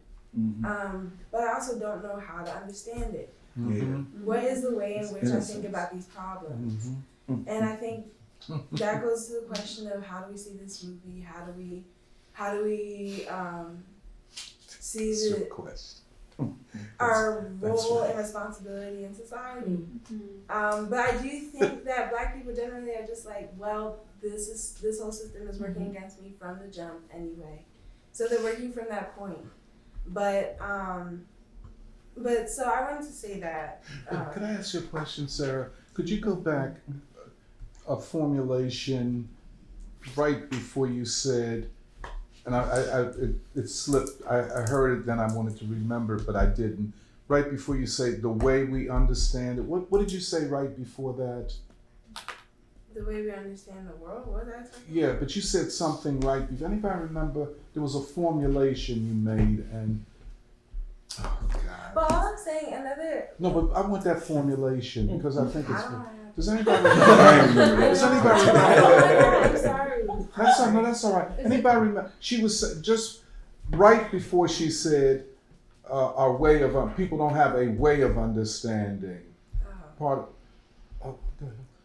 I don't think I have it, but I mean it reminds me of what the title of this book, Being or Nothingness. Yes. Yeah. And I think one time in free school you had said that, you know, the Black working class, they might not be doing anything, but they're thinking, and thinking is an action. Yes. And, you know, so what Serafina, I would think part of what she was saying at the end was Black artists are just focusing on the meager subsistence. They're not feeding their soul. They're not being in their entirety because of this nihilism. It's that, but it's not really quite that of what I'm saying. But it's just the time. It's not really the time. Actually, I don't. See, I'm very sorry. You said it. I wanted to hold on to it, but then I I was was trying to talking hear about what you were that. saying afterwards, too. And it was something that gets us into what Jeremiah was asking. Sorry. And I think kind of what Kathy was getting at. You know, it's sometimes what we call our criteria of knowing, or our method of knowing, or the conditions of knowing.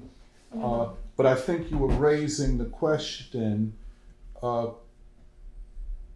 what does this work of art say about our capacity to know and hence to act and to change the world? And that seems to be the preoccupation of the free school. What can we know in order to change the world? And in changing the world, change ourselves, and changing ourselves, change whatever. But you raised that question, and it was, I forgot, I couldn't remember how you put, go ahead. No, because no, I'm getting a hint at what I was saying, but it's just like there's like the world view. I'm not getting my right language. No. The way you said it, was, but think about it. Maybe you'll recall it. But it was very interesting to me what you were getting at, and it did. You know, it elevated the criteria of critique to a philosophical level, you know, which takes us back to Hegel, a science of sciences, let me just make this one point. The question of negation not as a negative but as a positive. To understand negation and change is the question before our work. I mean, what we do. Understanding change and its possibilities. That's all I wanted to say. Or to know something is to know it in the process of its becoming or its changing. And, you know, essence is not essentialism with the negative connotations that has in current academic discussion, but it is the essence of a thing is its becoming. And this is, I'm sorry. And this is what you said? No, I was You were gonna say something? No, I was just thinking that, like, another thing that I thought of with my initial response to the movie was how much, like, if Hegel was worked out, then everything, everywhere, all at once, like, wouldn't really be that much of a question, because there would be an understanding of dialectics, but. No, and so let's kind of transition to Hegel, but let's transition to Hegel via Noam Chomsky. Do you mind? Nice one. Yeah. I guess, everybody knows of Noam Chomsky. Most cited living academic. Yes. For someone say greatest living academic philosopher. Right. And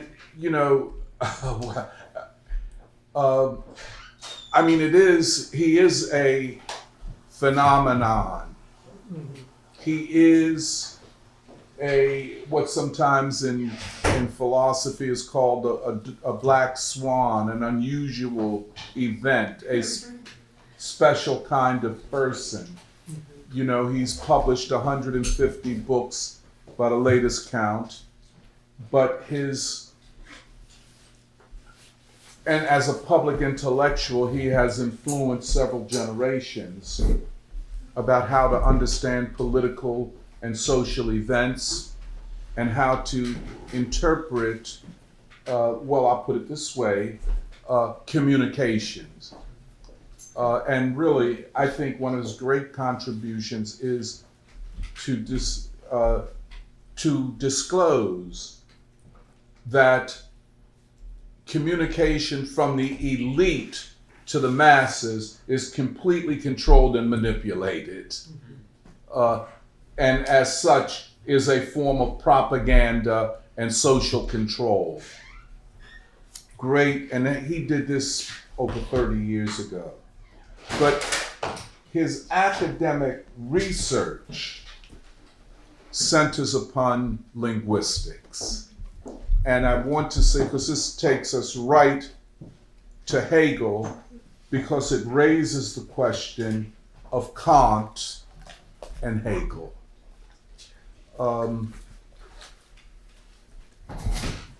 There is no question that the greatest, most important philosophical influence upon Noam Chomsky is Kant. You look at, his, I think his major work is called Syntactic Structures. Is that the title of it? Yeah. And it's his 1955 dissertation, which is published in 1957. And this work claims to have influenced multiple disciplines of knowledge, including philosophy, analytical philosophy, including neuro and cognitive sciences, linguistics, anthropology, and so on. It is like he affects what is called a paradigm shift in academic knowledge. That is huge. Now, having said that, I am not prepared to say that, first of all, that everything in that work that Chomsky claims to have discovered, it was his discovery. He is what we call a structuralist and a neo-Kantian. Is neo-Kantianism or Kantianism the final word in knowledge discovery and knowledge construction? Let me put that another way. Does that make sense the way I said? I mean, if it did, Explain structural. Yeah, I'm going to do that in 1 second, man. I want to get, that's what I'm trying to get to.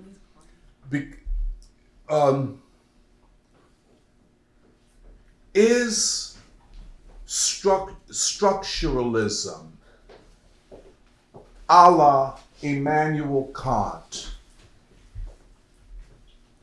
the final word on how we explain language, how we explain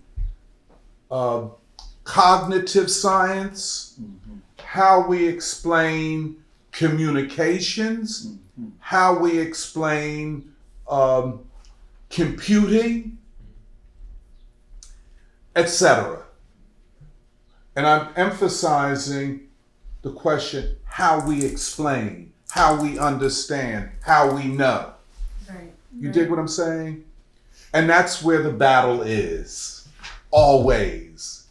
Now, as to what Danny said, structuralism.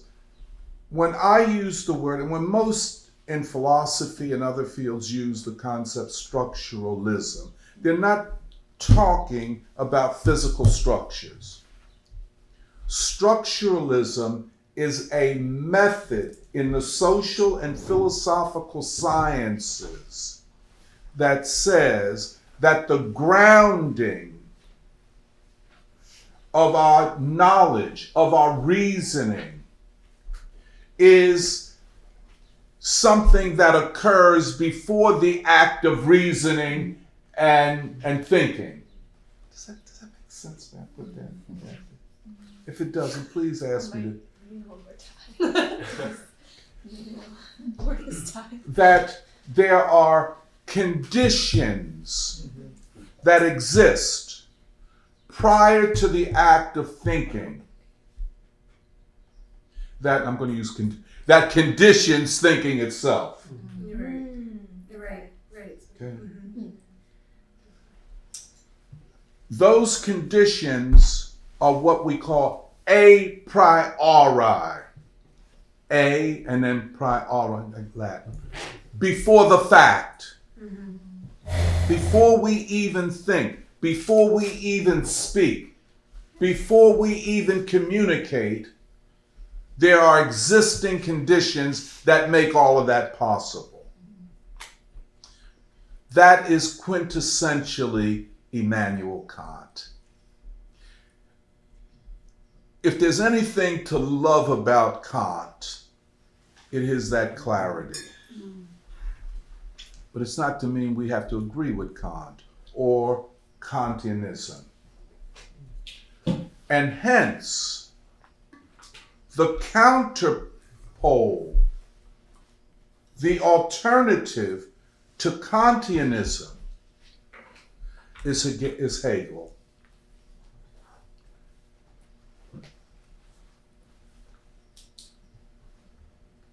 See, what Kant says is all of these conditions of knowledge are not known very well and cannot be known very well. Now, for Noam Chomsky, language, and this is, and I think people who say this about him are absolutely right. He takes language out of the realm of behaviorism and therefore the possibility of cultural and racial hierarchy, that therefore some languages are better than others because some cultures are better than others. That's behavior, or that's what behaviorism had devolved into. A kind of hierarchy of languages based upon the cultures that produce them. What Chomsky said is that language is universal, and it comes with the condition. The condition of all language is the human brain itself. And every brain is the same, blase, blase, blase. So language is a universal attribute of being human. It's a beautiful thing. He's right. Now, here is the problem. And it is the question of evolution, of dialectics, of the movement, and change, development, that is inherent to Hegelian dialectics. Is the brain a static structure? What are the dialectics of the development of language? Interesting. Let me give you an example of what I'm saying. The dialectic between the universally human and the particular. Wait. Okay, remember we talked last week about the abstract universal Yeah. and the concrete universal? The abstract universal is, one could suggest, an a priori, a condition. You know? The concrete universal is the actuality. Somebody mentioned this. Oh, you mentioned it just now today, Jeremiah, that dialectics is not without content.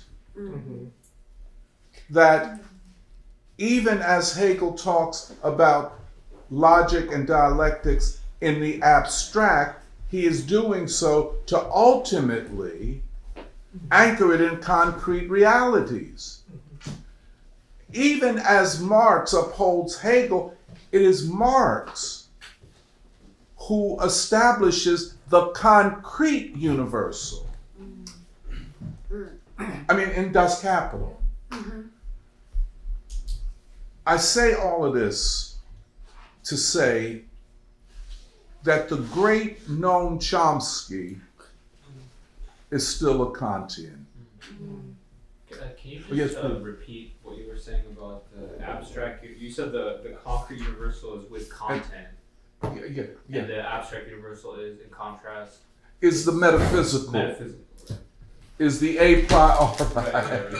Is that realm, and I'm interpreting it now from a Kantian, I'm Noam Chomsky from a Kantian point of view, that the abstract universal, which are all of these a priori, he says the brain and so on, which is a given, a condition of language. Kantianism, Immanuel Kant's system, is multi-level, but the architecture is that thought is conditioned. That we don't just think, we don't just reason. It is conditioned. But those conditions, well, he calls it categorical imperative at times, the a priori conditions of reasoning, but those are given, time and space. We don't have to define time and space in any complex ways in order to reason, to understand reasoning that occurs through these categorical imperatives, imperatives of thinking itself. Now here's I hope that makes sense what I'm trying to say. But here's where Hegel is the great revolutionary. Even if he didn't complete it, he says that the conditions itself are conditioned. Oh, go ahead, Jerry. Well, yeah, one of the Can I just say one small thing? That the conditions, so here we have a set of givens, static conditions that make reasoning possible. Hegel throws it back. He begs the question, to put it that way. He says, well, aren't the conditions themselves conditioned? Are they not subject to the negation of negation? This is why, my last point. Whereas Kant says that a whole realm of reality is beyond knowing. That we know things as phenomenon, as they are given to our senses. But we reason about them based upon these a priori conditions that are unchanging, that are structural. Structuralism always thinks and explains things from certain unchanging conditions. Hegel asserts in the Logic that there are no unchanging conditions. Now, if I could just throw one little curveball in the game. Du Bois's uncaused causes. And that is the Du Bois introducing what would later be called the existential, but the human factor, which Du Bois upsets in that way a precondition of structuralism itself. Yeah. But anyway, I'll stop there and then go ahead, Jerry, and then we'll start reading. Well, this is just based on the reading, so. Yeah, go ahead. No, you go ahead. Because one of the things that I was most excited about was it seemed like Hegel was saying that logic itself changes. Or that he's saying that, because one of the passages from the PDF was he's saying, if logic has not undergone change since Aristotle, then surely the conclusion to be drawn is all the more in need of a total reworking. So that it's like, because if I understood correctly, part of what he's saying is that the content that emerges from the conditions itself has a relationship with those conditions, and that's what change. That's what that dynamic is. What leads to the continual change of like those a priori conditions themselves. And so, yeah, I don't know. I wasn't entirely sure what he was saying, but like this idea that like what he was trying to do was to even like to usher in the change of like the logic. I don't know if I was keep going. But, I think I would agree with you, and to me, this is what makes Hegel such a revolutionary thinker, almost uncompromising. Something that he criticizes Kant for. He feels Kant compromised too much with the English empiricist. And he says it, and he, now I could have had this wrong. I felt he was very angry at Kant for having made such a compromise. And,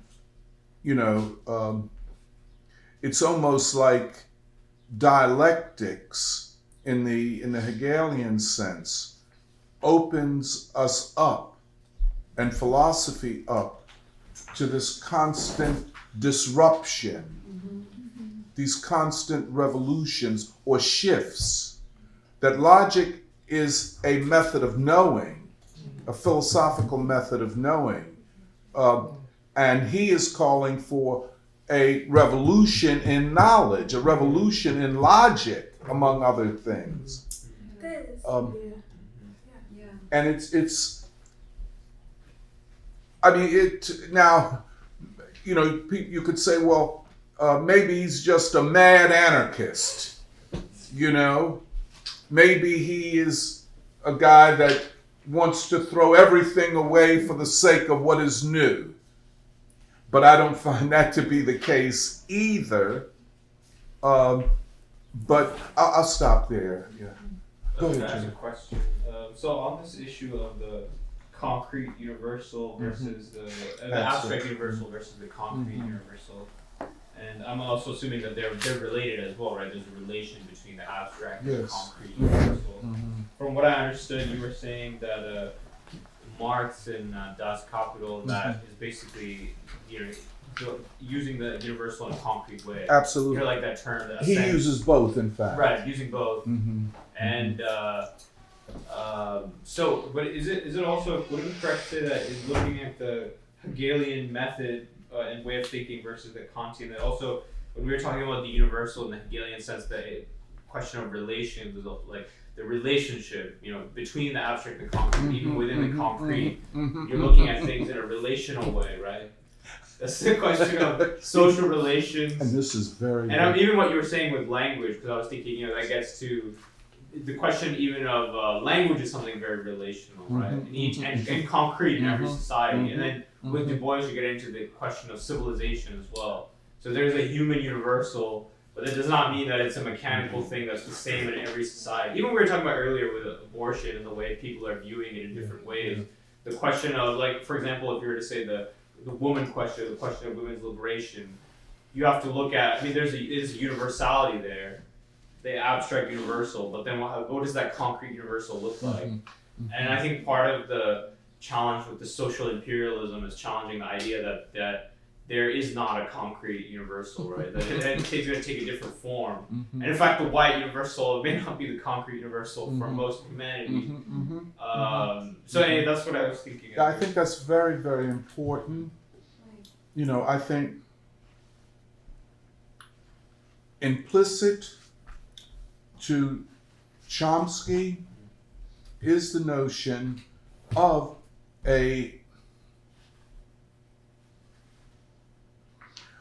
he has a general theory of linguistics, a general theory of language. That's what his work is. So it is I would argue, it is the use of the abstract universal. It is a claim, and if you listen to Noam Chomsky, Chomsky is very deductive always in his lectures, his writing, very deductive.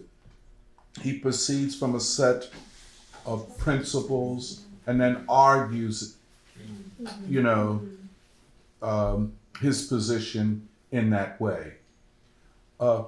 Deduction is very, you know, I could be wrong as 2 left feet about this, and you know, we can debate, people will debate this issue. Deduction itself as a method is the use of the abstract universal to talk about the concrete universal. Apropos what, I think Danny, you had said this too, or wrote this, that for Hegel, and Marx acknowledges this, that of all the idealist philosophers, Hegel was more materialist than any of them. The dialectic brought him closer to the concrete. So he was, you know, in the first part of the science of logic, it is objective logic, which he is exploring and arguing what this dialectical method would look like and would mean in terms of knowledge and what we could know and how we would proceed to know.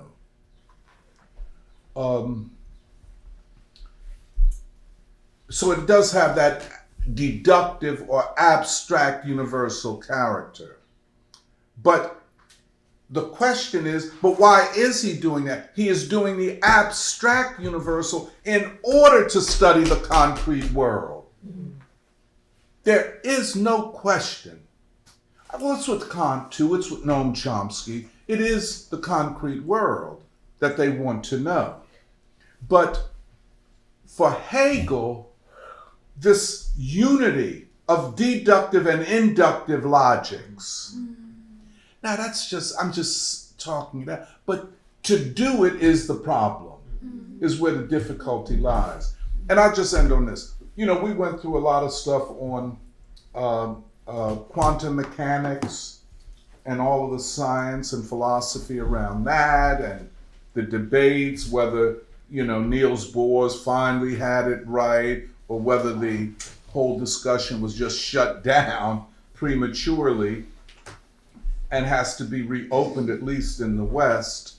And I asked the question, could a Kantian methodology bring us any closer to solving the questions raised by quantum physics?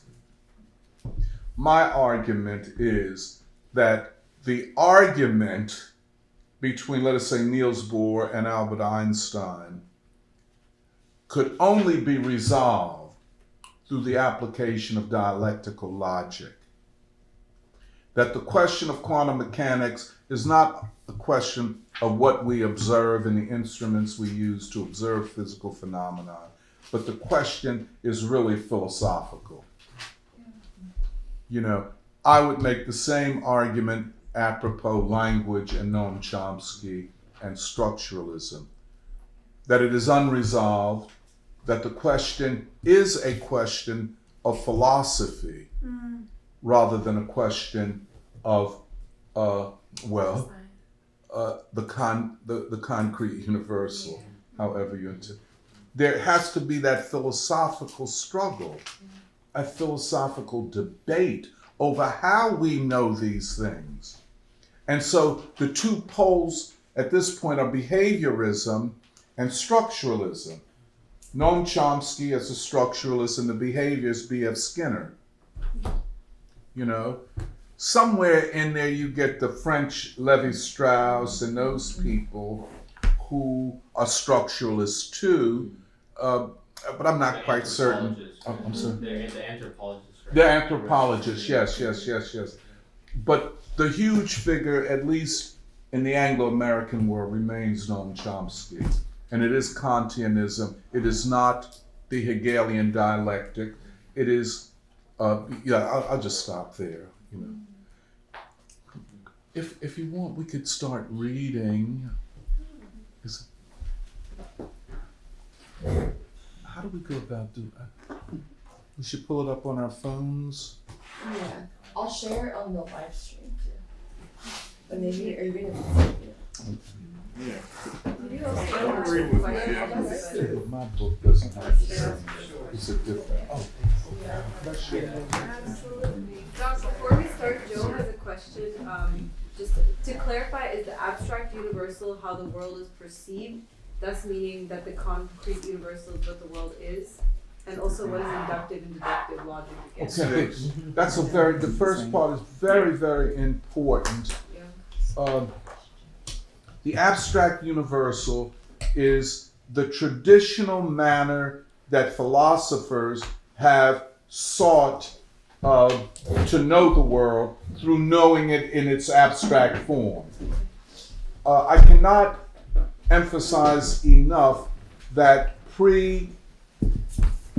I could say modern science, that philosophers were preoccupied, be they Hegel or Plato, or frankly even Descartes, maybe Spinoza, were preoccupied with the abstract universal. To know a thing is to know it in its abstract form, in its non-concrete form. Now, the concrete universal, most highly associated with that in social science is Karl Marx and Das Kapital. And we could take a whole nother, how many months just studying that methodology. But it is the concrete universe. I think Marx makes this very apparent in his discussion of method and such. Another would be Black Reconstruction, the concrete universal. And or Lenin also. Lenin, no question. So that, now inductive is to reason from the empirical, the concrete, to the general. Deductive is to reason from the general to the particular. Because it's cool. You repeat the thing about inductive. Seraphina's fucking with me. That's I'm sorry. Can you repeat the thing about inductive and deductive? Yeah, deductive is logic or reasoning from the abstract to the particular. You know, probably I think the great example of deductive logic and deductive reasoning is mathematics. Mm-hmm. Inductive reasoning is from the concrete to the general. What Hegel proposes is a dialectical relation between the deductive and inductive.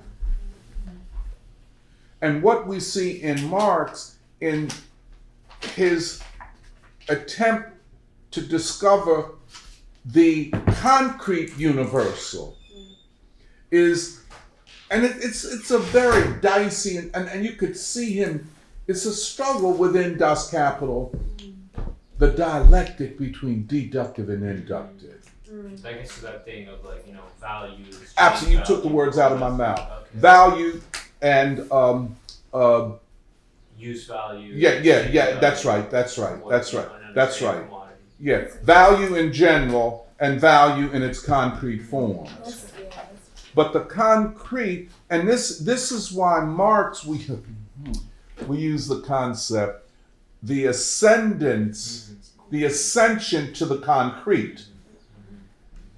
I mean, it's almost him being a little bit satirical and critiquing all of these philosophers, who are just interpreting the world, as he would put it.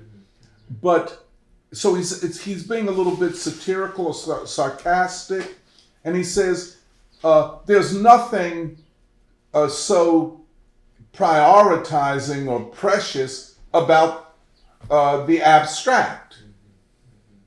In fact, the real place that we want to be, where all the complexity is in the concrete universal.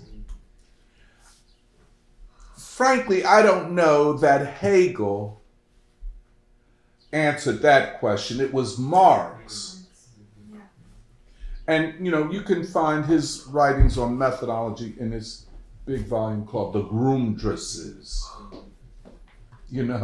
And this particular thing, the ascendancy to the concrete, not descending from the abstract to the concrete.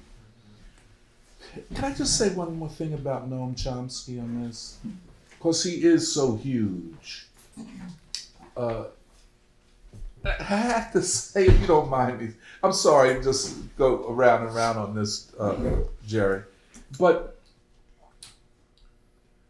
Noam Chomsky is huge. I don't think we understand in American public intellectual life. And, he's achieved this status by just doing him, as it were. Yeah. I mean, just simply explaining over and over all of these concrete realities of American capitalism, imperialism, and so on. And I forgot what the fuck I was going to say. So forgive me. Are you getting to the Trump thing? Ukraine, you're not getting to the Ukraine Trump thing? No. Say he's huge. The thing that Chomsky is considered by millions of people to be the preeminent American intellectual. This is very, very important. I want to just... So when he achieves that iconic status, his method and philosophies are no longer examined. Now, in terms of his linguistic philosophy or his linguistic theories, there are oppositional thinkers that look at his work from a methodological point. I don't know what that debate looks like. But in terms of his positioning on political and war and peace matters, he's in many ways pretty much uncontested on the left. But like with quantum mechanics, all of the important questions most of the important questions are the philosophical questions. And that's why, again, Hegel becomes so important, as you have mentioned. So, yeah, that's what I was trying to get at. And again, therefore, in the ideological struggle, as we were saying, like Clausewitz, war is politics by other means. Philosophy is ideological struggle by other means. You cannot fully engage the ideological struggle without addressing and engaging the philosophical issues of thinkers. I don't give a damn who they are. That there are undergirding philosophical questions that are as old as human thought is, but as current as this moment is. Yeah. And every philosophical question, and this is the dialectic of that, is undergirded by ideological predispositions. So if we're going to do Chomsky as an ideologue and as a philosopher, we have to account for the fact that he is an anarchist. Yeah. And a libertarian socialist, whatever the fuck that means. Wow. You see the problem? So it is no way to just do one without the other, and especially a huge figure like Noam Chomsky. And then it raises the other question: if Chomsky explains it all, then where does that leave Du Bois or Baldwin? You see what I'm saying? How do we then evaluate knowledge? And let us say, forgive me, Jerry, for this. Let us say that Du Bois is closer to Hegel than to Kant. What does that say? If Chomsky is closer to Kant than to Hegel. So it's you see how the whole thing is all interrelated. Okay. So y'all want to go to the readings now? Okay. You guys are pulling up? Oh, no. I just gotta. She just got to bit my basket. Is there a gymnastic? I don't know. It's 25. I'm 25 in the PDF. Thanks a lot. I'm going to share hers. It starts with consequently. Okay. Where are we going to start? Yeah, can I use that? Okay. No, I feel like we've read that. We've read that page like 3 times. Did you want me to look for that? I thought you were Oh no. I thought we were on like 27? Which one is it? Yeah, we got two options. Okay, 27. We can start the said critique. Okay. Okay, do we have it? Let's start at the beginning of 26, so we get into the Okay, cool. the critique Of the of the forms form. of understanding. Okay, that's very important. Okay. Now you know what the word critique means. It means investigation. It does not mean what we think today to think critically. I don't know that. Okay. Okay, go ahead. So, the critique of the forms of understanding has arrived precisely at this result, namely, that such forms do not apply to things in themselves. This can only mean that they are in themselves something untrue. However, since they have been allowed to remain valid for reasoning and experience, the critique has not altered them in any way, but rather has let them be for the subject in the same shape as they formerly applied to the object. But if they are inadequate for the thing in itself, still less must the understanding to which they supposedly belong have to put up with them and rest content with them. Content. Content? Okay. Oh, I see. And rest content with them. If they cannot be determination. Okay. Hold. Can I just? You want me to read See, that? just like footnote 10, see, the critique of the forms of understanding, and that is reference to Kant. Right. So I just want to get right here. He's now, and when he talks about things in themselves, that's Kant's language. Things beyond our knowledge, which we could say condition knowledge. You see what I'm saying? So Hegel is going to critique or investigate the truth or the validity of that approach. So let's see how it works out. So, but if they are inadequate for the thing in itself, still less must the understanding to which they supposedly belong to have to put up with them and rest content with them. If they cannot be determinations of the thing in itself, still less can they be determinations of the understanding to which one ought to concede at least the dignity of a thing. Okay, well, let's keep going. The We don't talk like that these days, but let's see how this goes. The determinations of finite and infinite run into the same conflict, whether they are applied to time and space, to the world, or are determinations internal to the spirit, consciousness, just as black and white yield gray, whether they are mixed on a wall or on a palette. If our representation of the world is dissolved when we carry over to it the determinations of the infinite and finite, still more is spirit itself, which contains both determinations within itself, something inwardly self-contradictory, self-dissolving. It is not the nature of the material or the subject matter to which they are applied, or in which they are found that can make a difference.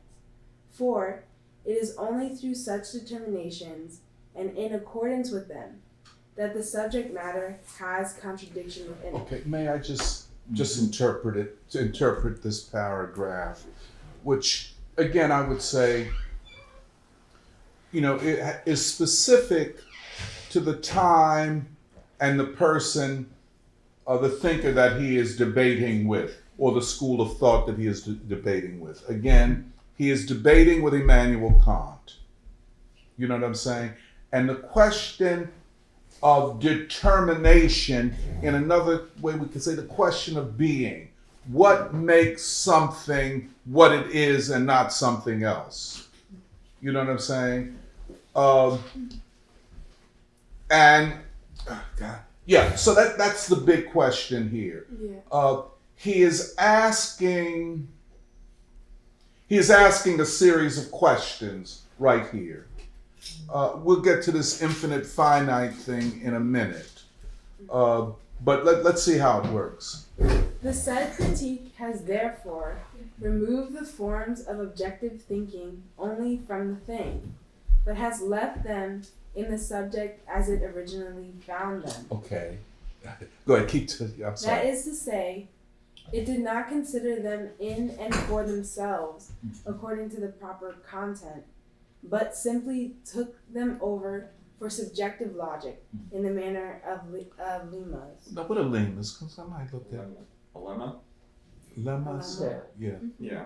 This came up a few months ago when Hegel was saying that I'm not going to follow the old way of giving a definition and then a deduction. Yeah, okay. So throughout the science of logic, instead of giving definitions, Hegel's going to show why you come to that category in the first place. Yes. So, like, in other words, you can't say becoming, you have to demonstrate why we even need a category of becoming. Okay.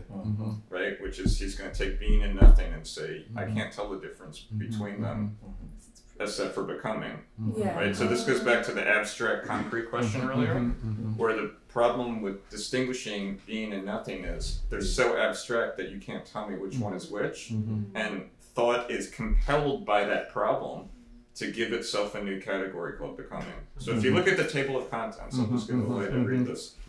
Hegel Hegel is saying that all of these words you see, all these chapter titles, they don't make any sense except with relation to each other. Right. Right? So like you can't tell me what being means, you can't tell me what essence means, you can't tell me what measure means without telling me what the other ones mean. They only make sense in its totality. Yeah, right. So what he's saying with that Kant did, because there's a lot of like weird back, you know. Can you give me 1 minute to No, just go, get no, a little please. background I'm on enjoying this? it.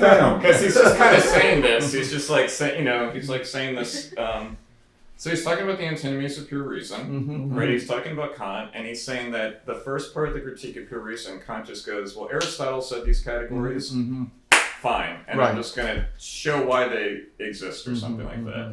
And Hegel has this funny quip in his encyclopedia where he says, well, what Kant wants to do is learn how to swim before jumping in the water, right? Meaning, he says he wants to tell you about all these different words in the table of contents, That's really funny. right? But you have to tell me why I even need them in the first place. Like, why do I need a category of appearance and existence, right? So that's why this whole book is Hegel swimming, and you're reaching each of the different places and going, oh, that's why we need it, because I could only distinguish these things with these different parts. What Kant does, and it's a weird thing, and that's why I don't know if Noam Chomsky is Kantian, but I understand what you mean. Which is that he has a confusing way of presenting things where he has these categories and then he has the antinomies of pure reason. And I'll give a famous one, which is everything is caused and there's a first cause. And that's an antinomy, right? So everything has a cause. Antenna? You said antenna? Antinomy. It's a it's paradoxical, it's a contradiction. So everything has a cause, but there must have been a first cause. But then that had a cause. But no, there must have been a first cause. And you go in this infinite thing. And so what Hegel is saying when he says you take the categories of infinite and finite over into experience, when you bring them into the world, they become contradictory. What Kant was discovering was freedom. That freedom is contradictory, and this is what Hegel is running with. Because freedom raises the question of freedom, and then it critiques that. It says, no, that's a limit on freedom. You can go beyond that. So he's saying the problem with Kant is that got taken over as an excuse, and it actually goes back to the earlier discussion we had, where people were like, oh, what Kant showed is that I just can't know this, and so it's on faith or something. Right. So there's a guy, Jacobi, nobody ever talks about him, but Hegel in his encyclopedia is like just going after this guy. He's just somebody who's a contemporary. And so the next paragraph's going to be about Fichte. He's not going to say the name Fichte, he's just going to say consistent transcendental idealism. But he's talking about the students of Kant. And Hegel is saying all of these people have, in a sense, been suffering with this problem. And what I'm going to show, and I think he said it before, he goes, is I might be wrong, but I know this is the true method to knowing. Because it's immanent. It's not another standard. I'm not going to just, hey, here's a bunch of definitions, being and stuff, and you have to tell me why. Why do I know what being is? Why do I know what quantity is or quality? Instead, he's going to think with you. You're going to be reading the book, you're going to be thinking with Hegel, and he's going to demonstrate in every paragraph. That's true. Then we come to this, and we had to come to this based on the antecedent development. Right? And so I'm excited for the next chapter, which is where must science begin? Because he's like, oh, all these people just presuppose all these things into existence, right? They presuppose definitions, they presuppose categories, they presuppose egos, all these things. And he goes, I'm literally going to ask the question, is, like that word is, what is? And in trying to tell me what is, thought has to start moving. It has to start saying, well, it's this and it's not that. And in doing that, that's growing concreteness, it's distinguishing. And then if you start to do that, and then that's just the whole thing. That's kind of what Marx does in Capital, but that's another thing as well. But this is very interesting. Thank you very much, Danny. Appreciate you. This question, I just see. I think if I might just extend what you're saying, that Hegel is even more revolutionary than that. Sure. because, you know, he is, and you're right, he is saying that Kant wants us to take certain things as given on faith, that we can only know things as they appear to us. Kant is saying we must know things as they are. But that's all I would say, yeah. Wow. Any So questions? what was the little connection with lemma? Oh, because that's the That's old what you're way of doing describing. philosophy. It's Spinoza. If you read But what you're Spinoza's Ethics, what you're describing is a lemma, or a lemma is just like Subpart of. yeah, it's a part when you're proving a theorem, you prove something smaller first to give a lead up. And so he's saying that's the old way of doing philosophy is you give definitions and axioms and then you deduce. And he says, in order to tell me the axiom, you have to tell me what is first.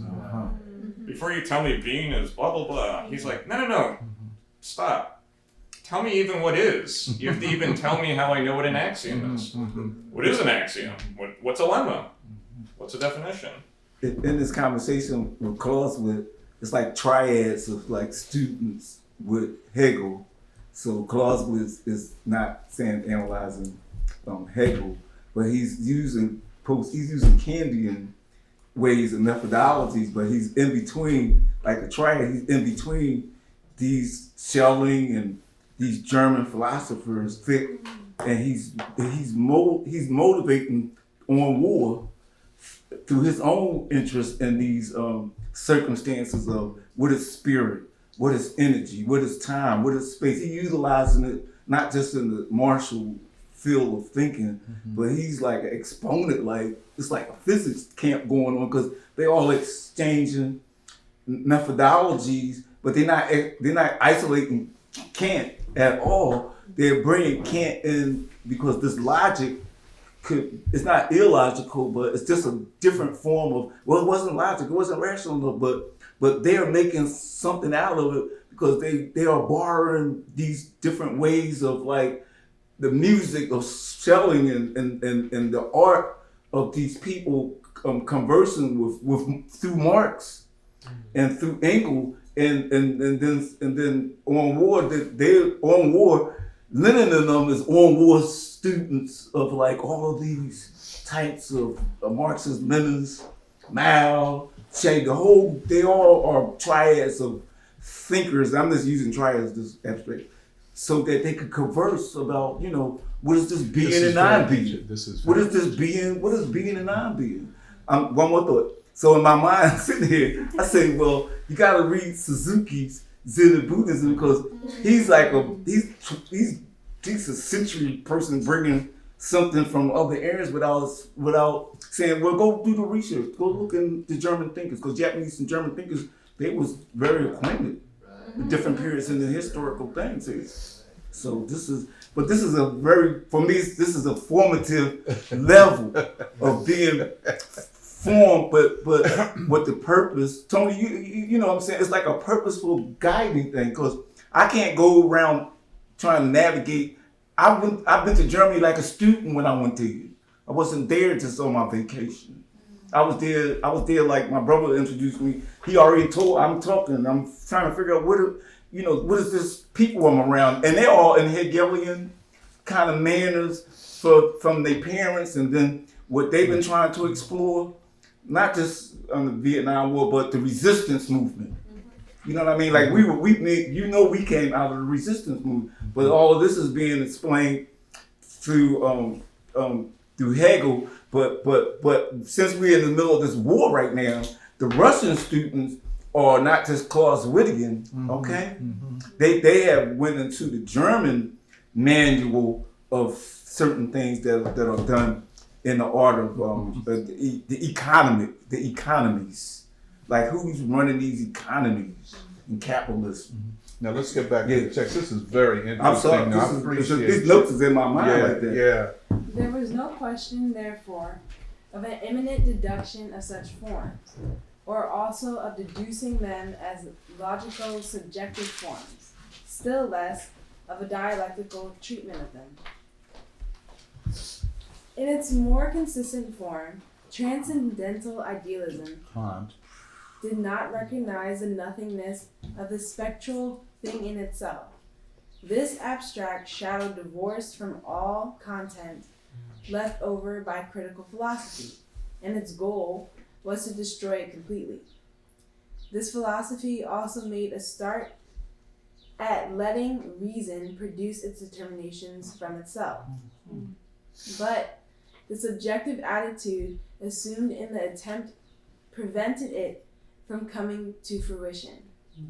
This attitude, and together with it, the attempt and the cultivation of pure science, were eventually abandoned. This is Fichte. Oh, Fichte, he's talking about Fichte. Yeah, because he says in its more consistent development. So Fichte instantly goes after the noun. But what is commonly... So Fichte, as an extension, as a student of Kant. Fichte basically says, he tries to do this thing where he's like, I'm going to produce everything out of the I, right? And so Hegel's going to go after that in the what must science begin with. He says that's actually already too concrete. Okay. Yeah. But what is commonly understood by logic is considered with a total disregard of metaphysical significance. This science, in the state in which it still finds itself, has admittedly no content of the kind which ordinary consciousness would accept as reality, or as genuine fact. But it is not for that reason a formal science void of any material truth. Besides, the region of truth is not to be sought in the material missing in it, a lack to which the insufficiency of logic is usually attributed. More to the point is that the emptiness of the logical forms lie rather solely in the manner in which they are considered and dealt with. Scattered in fixed determinations, and thus not held together in organic unity, they are dead forms, and the spirit which is their vital concrete unity does not reside in them. Therefore, they lack proper content, a matter that would in itself be substance. The content which is missed in the logical forms is nothing else than a fixed foundation and a concretion of these abstract determinations. And such a substantial being is usually sought for them outside them. But logical reason is itself the substantial or real factor which within itself holds together all the abstract determinations and constitutes their proper, absolutely concrete unity. There is no need, therefore, to look far and wide for what is usually called a matter. It is not the fault of the subject matter of logic if the latter seems empty, but only of the matter in which this subject matter is grasped. This reflection brings us to a statement of the standpoint from which logic is to be considered, of how the standpoint differs from previous treatments of the science and is alone the true base on which the science is to rest in the future. In the phenomenology of spirit, I presented consciousness as it progresses from the first immediate opposition of itself and the subject matter to absolute knowledge.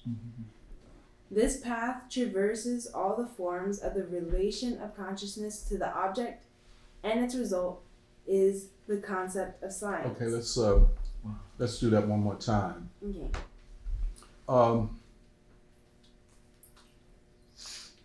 The progression of from the first immediate, so I want to underline immediate. That is the first encounter, the perception, and really what you could also call a thing in its phenomenal form as it is presented to us. The first immediate opposition of itself and the subject matter to absolute knowledge. Absolute knowledge means, with a capital T, truth. This path traverses all the forms of the relation of consciousness to the object, the subject, the person, the perceiver, to the objects of perception, the world outside of the perceiver, or the subject of you or me or whoever. Now, this is very, very important because he acknowledges its existence and its existence as an object of knowledge, that the objective world is what reasoning ultimately is about. For Kant, again we go back to Kant, it is not the objective world, it is the things that we perceive, the subjective world, which is the object of reasoning. That if there is truth, truth comes from our reasoning about the things that we experience. I just want to. Can I say something go, very please, quickly? please, Just please. it was on the page prior. So Hegel has a kind of snarky quip that he says like, well, if these are only about appearances, then they're no good for understanding either. Yeah. It was on the preceding Yeah, page. yeah. So you knew the famous "I think, therefore I am," the Descartes thing. So Kant challenges that, and then Nietzsche makes fun of him later by saying, "Oh, Kant proves I can't even know myself because I can only know the appearance of myself, and I can't know the thing of myself." So what Hegel is saying then in these pages is that actually we can know why these categories exist, and they exist, this goes back to what Jeremiah was raising, because the content of them is spirit, it's human spirit. Meaning what we're learning in the 18th and 19th century is that logic wasn't just like good thinking, maybe is how it maybe was thought by Aristotle, this is right thinking, but that humanity itself in its development gave itself logic in order to grasp the world. And so and that's why it's objective. Okay. Right? And so like in other words, this whole thing is supposed to be about, Marx has this great phrase when he's very young, he's still in college, the world becomes philosophical and philosophy becomes worldly. They're learning about the worldliness of philosophy. It's not a caste thing, like, you know, maybe like Aristotle's part of a caste. It's the world is philosophical. And Hegel's trying to say, when you go to the supermarket, you're thinking about all of this at all time. It may not be explicit to you, but it's implicit. That's the kind of wild and crazy thing. He's saying you're thinking about even world history when you're like, should I get an apple or an orange? Yes. That's that, or at least consistently, you would have to think about world history. Yeah, this is because I was just rereading the Booker T versus Du Bois, and he essentially says this, that like the way we thought, the impulses, it was actually reflecting the history of the times. Yes. Yeah. You know, between the people who are fighting for freedom and the people who are accommodating to it. He even says the impulses, the movements we were making, all of that was. So it was I mean, it's how history lives in us and how we're the forces and products. But then the uncaused cause, what choice do we make? It's the Bo's What double history? consciousness.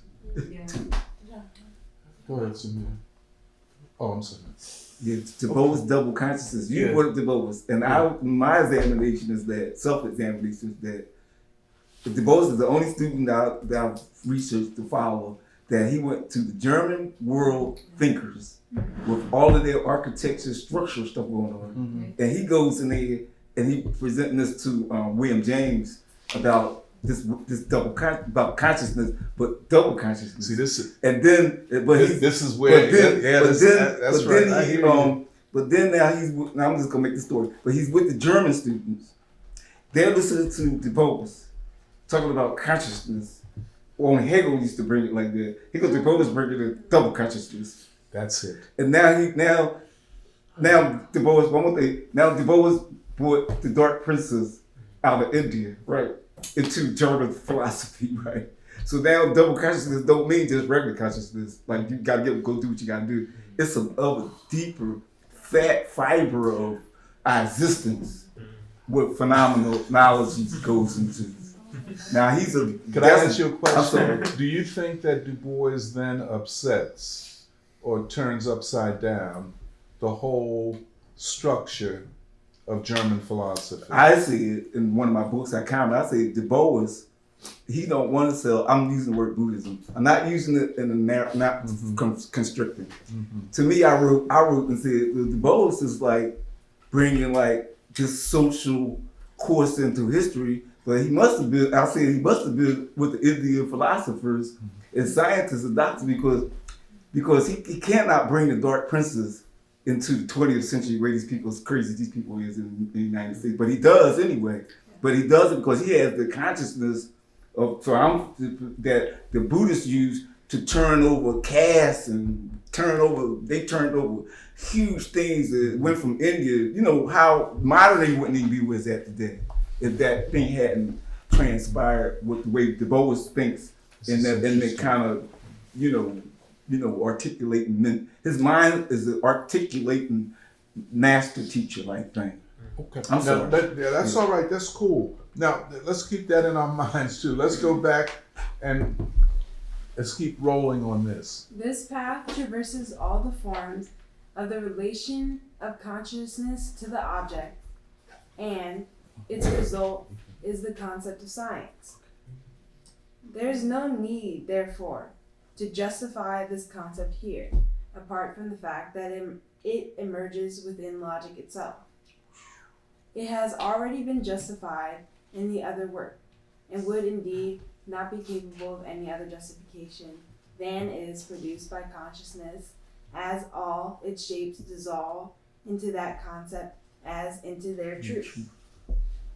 A discursive justification or explanation of the concept of science can yield at best a general notion of it and a historical acquaintance, but a definition of science, or more precisely of logic, has its proof only in the necessity of the manner of the matter it is produced by consciousness, as just mentioned. Any definition with which a science makes an absolute beginning can I was saying can contain nothing else than the precise and correct expression of what is presented in one's mind as the traditionally accepted subject matter and purpose of the science. That just this subject matter and this purpose are so represented is a historical warrant for invoking such or such fact as conceded, or, more precisely, only for pleading that such or such fact should be accepted as conceded. There will always be the possibility that someone else will adduce a case, an instance, in which something more and different must be understood by some term or other, a term which is therefore to be defined in a narrower or broader sense, and the science, too, will have to be refashioned accordingly. Further still, definition is always a matter of argumentation as to what is to be included in it or excluded from it, within which limits and to what extent.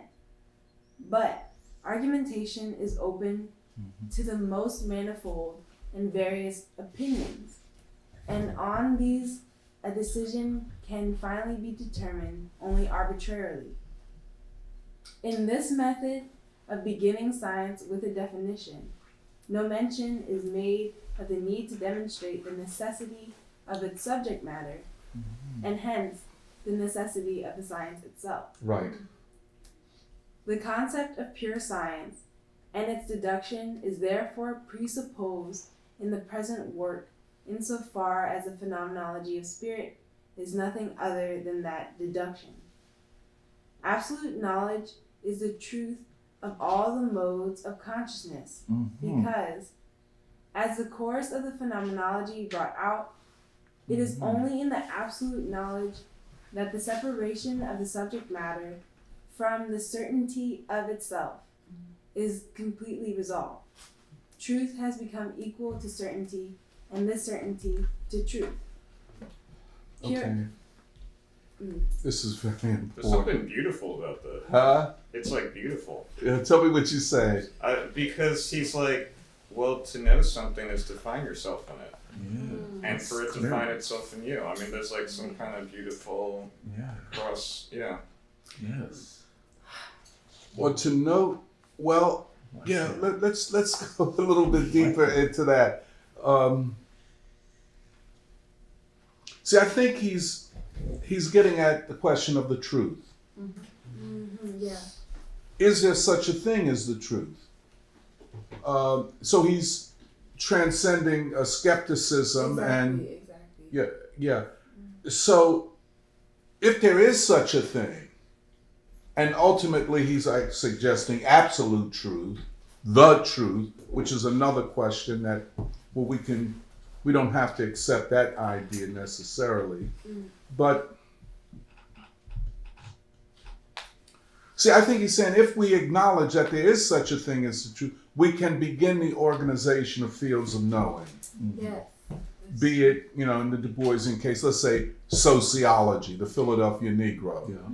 Can we know the truth about this condition? And if we can, let's organize our methods and our empirical research and so on into a field of knowledge that we will call sociology. That's the way I'm understanding Hegel at this point.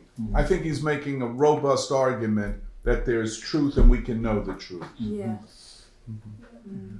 That's all I would say here. Anything else?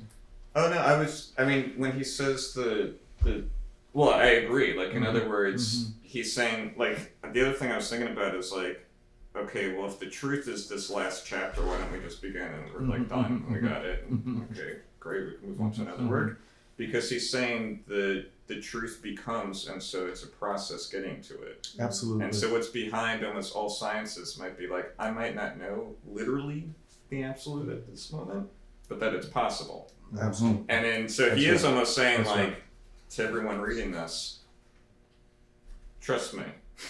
Right? Try, like, I'm going to walk through it, but I can't tell you everything right now because it's not like a thing. It's something that you have to come to and thinking about it in that sense. Yes. Right? Because he goes after, like, people just want to be like, well, this is the truth and I can tell you on the first page because the truth has to become. It's a process. And that's why I was saying the finding, because it's right. In other words, in finding, like, it's the standard thing. Like, how do I know what I'm seeing is the real thing? I think Hegel says, look, if you put food in front of an animal, it will, like, instantly grab it. And he goes, that's a proof of the fact that there's a skepticism to our senses that I don't know, like, am I hallucinating or am I dreaming or something like that? And so I'll just grab it. So with the absolute, it's the self-certainty because the subject is finding itself in the object and knows it to be the case because it knows itself. And so this is actually even going beyond the dualism of the subject and object. This is very interesting because you see this That's why it's beautiful. It's like truth is good and beautiful, and it's all of these things, right? The philosophical questions, truth, beautiful, and good. They're all he's going to talk about them at the end. He's going to talk about the good, the true, and the beautiful, and they're arriving in the absolute. And creativity, he's going to talk about creativity at the end. He's going to say, to know the creative power and everything like that. I don't know. I don't want to spoil it, but it's also there's like a but actually Hegel just said I can't spoil it. Yeah, right? yeah. In other words, like, this is the journey to go on, and it's a beautiful journey. Yeah. It's not a movie. Yeah. Yeah, it always kind of felt like he was, like I said, when we first kind of started reading Hegel, like, he was like a teacher or whatever, and he's like crazy, but like you want to listen to what he has to say. No, it's just you go to class and you can imagine like a teacher who's like super smart or whatever, but it's just in your school for whatever reason. But anyway, it just feels something like that. It's contemporary, even though he's long dead. But also, I just think it's kind of crazy that Karl Marx and Hegel, like that. I don't know why that hit me right now, but that's just an interesting. Say it's kind of crazy, Karl Marx. And Hegel. just kind of similar to what we're referring to about, different ideas about ascending to the concrete, the absolute, universal and the concrete universal. But then just as, you know, Du Bois, Lenin, I just think it's interesting that the thinking, to be able to think in a progressive sense, needs these, you need these people. But it's like, there's like an understanding of Karl Marx that, you know, they argued with Hegel because of the idealism thing or whatever, but and then there's the socialist kind of like way you can take Karl Marx and Hegel maybe, but I do appreciate us appreciating and reading Hegel. That makes me think of how important thinkers are, but also that both Karl Marx and Hegel really aren't left to a certain dogmatic leftism or something like that, but it can still be used in the same sense that King had read these people and so on. But go ahead. Well, I just been striking me reading Hegel. In the thread between Hegel, Du Bois, Lenin, Marx, but just this idea of like knowledge from below, or just knowledge belonging to everybody, and the true nature of existence coming from people's lived realities, which is so the opposite of everything. Even Marxists today, they don't care about people's realities if it doesn't follow their rules or their prescriptions for what they think it should be. But this idea that, even the way we talk about people's experiences, we talk about the experiences of young people, or even this idea of the people, knowledge and truth coming from the people, it's all related to this tradition of thinking about the world and the truth. And you really see the degradation of thought in our times because we don't have these thinkers.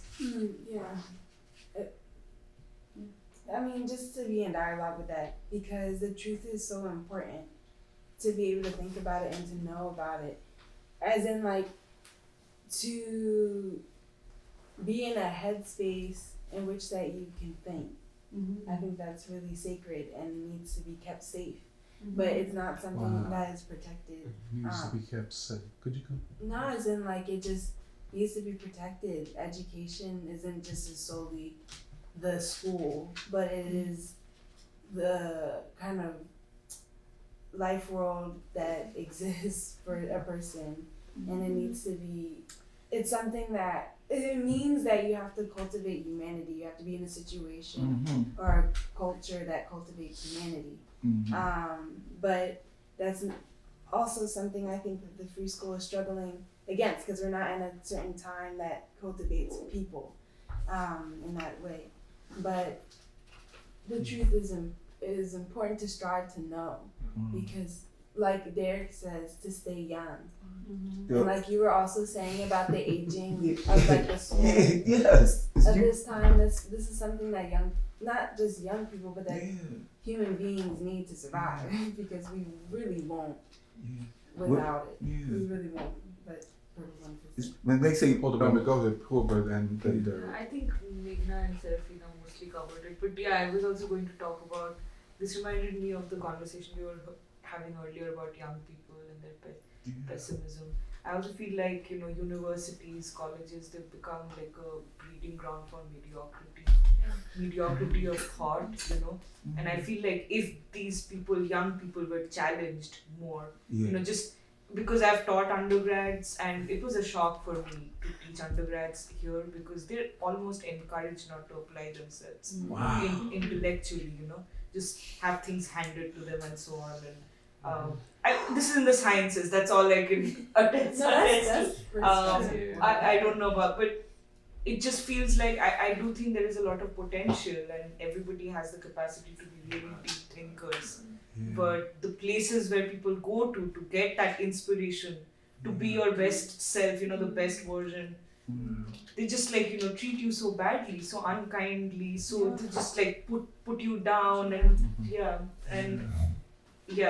I just wanted to say something to that, because it does seem like we're in a different kind of epoch, like time zone, because Like when seriously, because when like both Du Bois or like Baldwin or King, when either if they were in school or even like people like Aristotle, like they moved the systems in which human beings understood things and how things work. But it's like right now, it just seems very difficult to move how people understand. Like it's like everything is real. What it is how things have been and how it will work. But my question is like, why? Why is it like? Why? No, but it doesn't make sense. It's not logical because it's like how many babies are being produced, but there isn't nothing productive in which, or nothing really that has changed since. And this is because also anti-communism, anti-peace movement, anti-King, anti-Du Bois, you take everybody out, so you can't really talk about what has also changed thought. So you go to a different kind of place where only, and I can't really name names all the way because there's different ideologies in postmodernism that define who is important and why they're important. But I can't say because I'm not in school right now. But You is. But just to say, like, so it's like double fold. You know, you kind of like erase those who have changed the thinking or also move society and then plant a new one. But you aren't. But it's like you are still. Wait, what am I trying to say? But they've also done so much. I guess is where I'm at. But yeah. That actually reminded me of the Marianne Williamson event because, well, it's also connected to Parvo because the thing I liked about seeing Marianne Williamson speak is that you could tell how disappointed she was in that these Penn students. Like the questions that were asked, you could tell how disappointed she was that these are supposed to be the creme de la creme of like the next generation of leaders. And they're actually, they're, I mean, I'm sorry, but like, they're pretty, the questions were just not, or mediocre. And like the immediate reaction, because Marianne Williamson's whole speech is about talking about how the American Revolution needs to be remembered because yes, the founding fathers were slaveholders, but that America was a country based on, at that point, the most enlightened ideas in that moment in history. And it was incomplete, but she says King, as well as, she said like in world history, the two most important revolutions in the 20th century were the Civil Rights Movement and the Indian anti-colonial movement. This is Marianne Williamson. The what? Indian anti-colonial movement. She said that. Yeah, she said that. Non-violence. Yeah, and she talked about, she also brought in the cultural, you could say spiritual component, where she said the problem is that young people today don't have the confidence or consciousness to believe they can change anything. And she said, she's like everyone, because she was like, I'm a child of the 60s. And she was like, I remember like being a student activist. And she said the problem is that all these kids today, they like, everyone wants to say, yeah, but okay, if you did all this stuff in the 60s, why are we so fucked up today? And she's like, well, tell me, like, did you ever stop a war? I stopped a war in the 60s. Did you stop a war today? But it is, because what I'm saying is like literally, we like thought is like you can't have it, and also that means. Say that one more time. Thought is like you can't have it. Like you can, like thought is a thing that you can't. And then the very first question asked in response in the Q&A to Marianne Williamson was about like, there were three things. One was a kid asked, like after she talks about how every important movement has a religious or spiritual component, or like was started by religious leaders, and like there's an important spiritual component. The first question I was asked was very procedural. He was just like, so can you explain religion again? Why is religion, what is the role of religion? The second was this girl, she asked, she was like, she went back to the founding father slaveholder thing. She said, how can you say that we should build anything, how can you say this country has any hope when literally like black people are suffering and that there were slaveholders founded this country. And then the third response was this kid literally said, he said, I take issue with what you're saying because you're using the term people of color, which erases Black people. Like not really addressing the substance of what she was saying in terms of like there's a purpose to be fulfilled in America. But I don't know. I say that because you could really get a sense of there's no room for thought. Like there's not, because also identity politics and a lot of this postmodern culture today. There's a certain like pushing of young people to react. There's no thought. It's like a reaction to like a call to personal experience, or like Hegel would say, opinion. Everything collapses into opinion. Yeah, I love that. Everything collapses. No. Go ahead, Derek. Let me just say and then Serafina, you know, just seeing her, right, and how her inspiration in me is like the age of innocence, right? Is sometimes you can't corrupt innocence when they use the word critique of pure reason, right? And you know, purity is something that's at stake here. You know, it's not because everyone's pure like that, but you have to think about impurities and how the person used the word pure. But innocence is something that students used to learn about. Like Aristotle, Alexander is like the purity of the age of youth. Everyone wanted to emulate him. He's not in all of our conversations, but for some that I had to read about things like that, because you're trying to figure where do I lie at in this you know, in my youthful years, and my models ain't in front of me, the people that I emulated, the things I learned about other human beings, and so when you see somebody that's real young and they're not in conflict with the world, they're just trying to understand. The critique of pure reason is like, I'm trying to understand what's my place in the world is at. But my innocence ain't gonna allow me to profane the world because I'm upset. I don't want to cuss everybody out every day because something's going on. I wanted to know, can I learn something about Alexander that I didn't know about in years of my life? Because if I didn't have y'all as company, I had to find books and read about people totally estranged from our environment. But it didn't estrange me. I tried to find consolation, because I can't just go on every day and I have fraternal friends with people, and if it take a lot of effort, I'm presenting my human effort, but I'm confronting myself like my mirror with Serafina, is that I have asked the same thing, and then the things that I asked about, people started coming, like you, Tony had to be him, but people started coming forward, and I was like, there's something going on, and it's not magical. I'm just saying reality of finding about the boast was real for me. And for people to walk in others' footsteps. So when I met each of y'all are walking in front of me, coming to me as though y'all was walking in the footprints of great people that I have studied, beautiful human beings. and the social characteristics is like to critique of pure reasoning, because critique. But the pure part of reason, what's that all about? That's something that you go someplace and you walk in the temple and they say, well, they just purified the place. Well, they have to purify the church. Human beings got to go through that kind of periodic change. But we don't. But I don't want to be upset because I'm saying this to y'all. But it makes you feel embarrassed to say I'm innocent in this big murder in KC. I don't want to be on the side of the murderers. And then also, like, in a moment of transition, how come people can't, like, move or reconcile? say anything about this? Like, reconcile? There's just, like, I don't know, this doesn't make sense. Yeah, but could you just say that one more time? In a moment of transition, like, why can't young people see it? It's not just see it, but make something of the transition in themselves and also an impact in the world. But y'all are. But you wanted to say something. Y'all making it. I'm sorry. No. I mean, I want to say. Go. Well, wait. Did you make your point? Not exactly, because I don't think it is It's because to like make an innovation in science would mean that like third graders will have to learn the innovation and then also that's it. be able to, you know, make it work or like do whatever, make the function happen.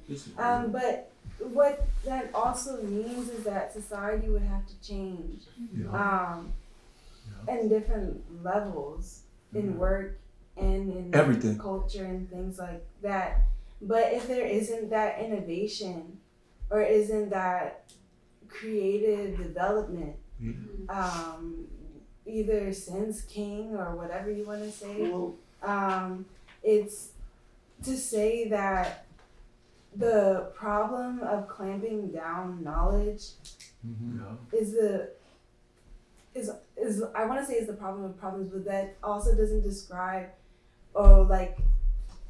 because you're degrading and dehumanizing, and you're not being able to make human beings work for a society in a productive sense. But if you want to control people, of course that will work, but then it doesn't. It's a catastrophe. It just is chaos. Yeah, chaos. It just is chaos. But then there's the uncaused causes, so you never know what people are going to do. That's right. But the thing about it... You never...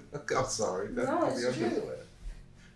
So you don't know, really, it's a free school, you know what I'm saying? In that puzzle. But it's just to say the importance of knowing is to be able to innovate. We need to continue to be able to innovate and create, because then we can be human beings in society and make society. But to keep let me just let Emil come in and then Derek. Yes, so I mean, I think of the question, why is it that we as people in this society haven't had these discussions or questions in our modern context, and it's, from my understanding, it's, you know, a ruling establishment that's dictating what it is to be considered, what is true and what is not, and it really fundamentally, I think, gets to this idea that people are the problem. When you're taught in school, what you need to do is getting from point A to point B so you can get beyond people, you can get ahead of people, you can get your own freedom from the majority of people. But as we've talked about, we think that people are attached to the truth. And so while this plan that these folks have seems unsurmountable, they're just as much detached from this truth because they themselves are detached from people. They can build these weapons of destruction. Problem is, people are going to have to do what they want them to do, and people have their own mind and can think their own way they want to think. And it really makes me think of something. I think Emily, I think you posted this on Facebook. It was a Diane Nash talk, and she was talking about this concept of agapic energy and how to harness agapic energy and love for mankind, and trying to get people to think in unity, in unifying ways. And she said the very first principle you need to understand is that people are not the problem. That without that, you're not going to get very far. And it really speaks to the moment, because really we're taught in so many different ways from above that people are the problem, just get away from them, you know, and this is truth. This is, you know, the essence of where we're going. So it's... I mean, just going off of that, I think what Hegel's talking about here of the process of truth becoming, I guess. It also reminded me of the civil rights movement and the almost like you could say like the science of like nonviolence. And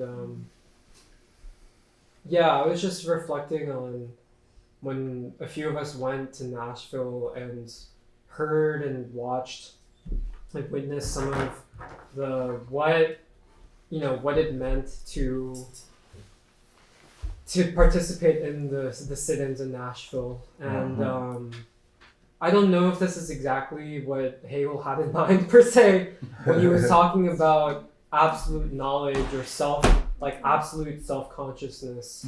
But to me, it feels like a realization of what Hegel was talking about, of absolute knowledge, not only of yourself, but also of like the society that you live in, of humankind, of, you know, the absolute best and worst of what human beings can be.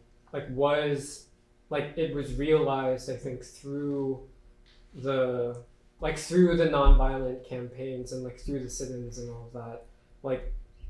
I don't know, I just feel like what Hegel is referring to here, what he's moving towards, that is what was part of the practice of like how the students and the sit-ins, like the consciousness that they were able to come to through that, like almost like the kind of encounter that he's talking about. And I'm not exactly sure if this is what he was actually referring to or like what he would have identified as that, but I just think it was not just or that it like the kind of the knowledge that was gained and like the truth that was gained through the civil rights movement was like much broader, I think, than we account for. Like there was a knowledge of like what are the principles on which this society can be based, and also how can the people themselves govern that society and be part of changing it. Like all of that, I think was like that was the truth. That was like the absolute self-knowledge that was gained through that struggle. But yeah, that was just sort of bouncing off of what others were saying. Because it's like what happens when ordinary people, take ideas seriously and struggle for the right ideas. I think that's important. Can I just say one thing? I mean, building off of what you were saying, you know, it seems, and all of you all were saying, that now it becomes clear that the Black freedom movement of that period is a precondition for the radical transformation of society. I agree with, you know, and so in that sense, it is the subject coming, well, in a Hegelian sense, uniting with the larger subject. I'm not going to say the object, but the subject. And this is what I get from Diane Nash. My coming to grips with the fact that I'm a part of a larger subject, which is humanity itself. Shit. That's wild. She said that. I did. I'm sorry. I got it. I didn't say that. I didn't say that. She's like, I don't know that Hegel would have understood that in this way. I agree with you that it does suggest through practice another level of consciousness is achieved. And I would even say out of the throes of a double consciousness.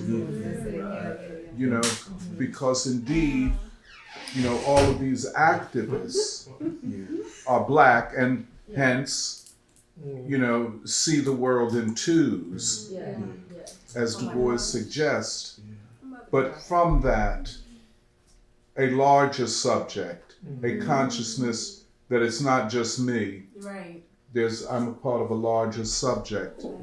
And this is, it seems to me, is what Diane Nash holds on to for all these years and repeats it again and again. I've been to the University of Zurich, right?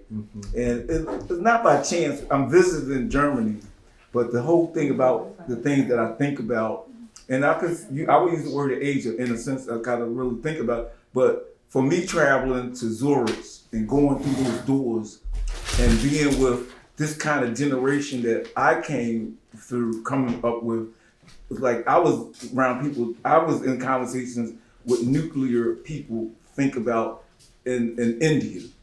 But I was in Germany because sometimes I had to, is I'm going to go to Germany and really do this research like this?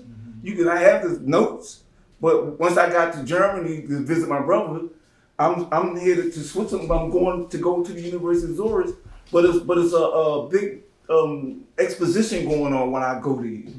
And me and my baby sister was with me, but anyway, it's just what we're talking about. You don't think that this atmosphere will travel with you. Like y'all come from India, everybody, it's a certain atmosphere of learning that I have to have had to survive in this kind of like stuff going on in this country here. If for the innocence, the way Serafina says it, sometimes you think, I'm confronted with this. It's not like you saying you ain't confront, because some people gonna act like they ain't gonna confront not one page of it. Where you got the whole Hegel book and you wanna untie the whole thing, like I'm gonna do something right now. I want our people to do something right now.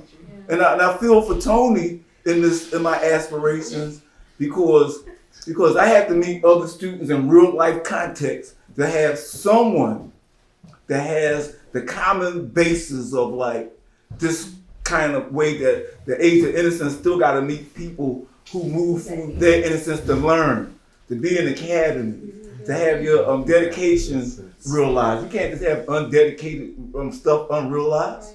You got to have dedication with self-actualization. You got to be able to realize I'm involved in this. Okay, I'm not one of those persons that zip myself out of this service. I'm involved in this. That's John Donne. Yeah, and this morning I said Tony gonna be walking to the school. He's gonna be the first one there. You know, this is a real life challenge for all y'all. And not because y'all age. This is so. Can I just say something? I'm loving. This is very beautiful what you just said. But it's John Donne. No man is an island. You know, each man. Because I'm a part of the whole. Yeah. This is so. But see, this is. I'm in love with this life. Yeah. Jerry, this is. I guess we're ending without ending as much as we wanted to get done today. But. This idea that, and it is Hegelian in a sense, it is King's appropriation of Hegel, the phenomenology, that the self coming to terms with itself in the larger self. Oh my God. She's out. And I agree with you, Serafina, so much that this separation of people from this, which is so natural to them, is, well, the definition of tragedy. Yeah. The definition of human tragedy. Hamlet.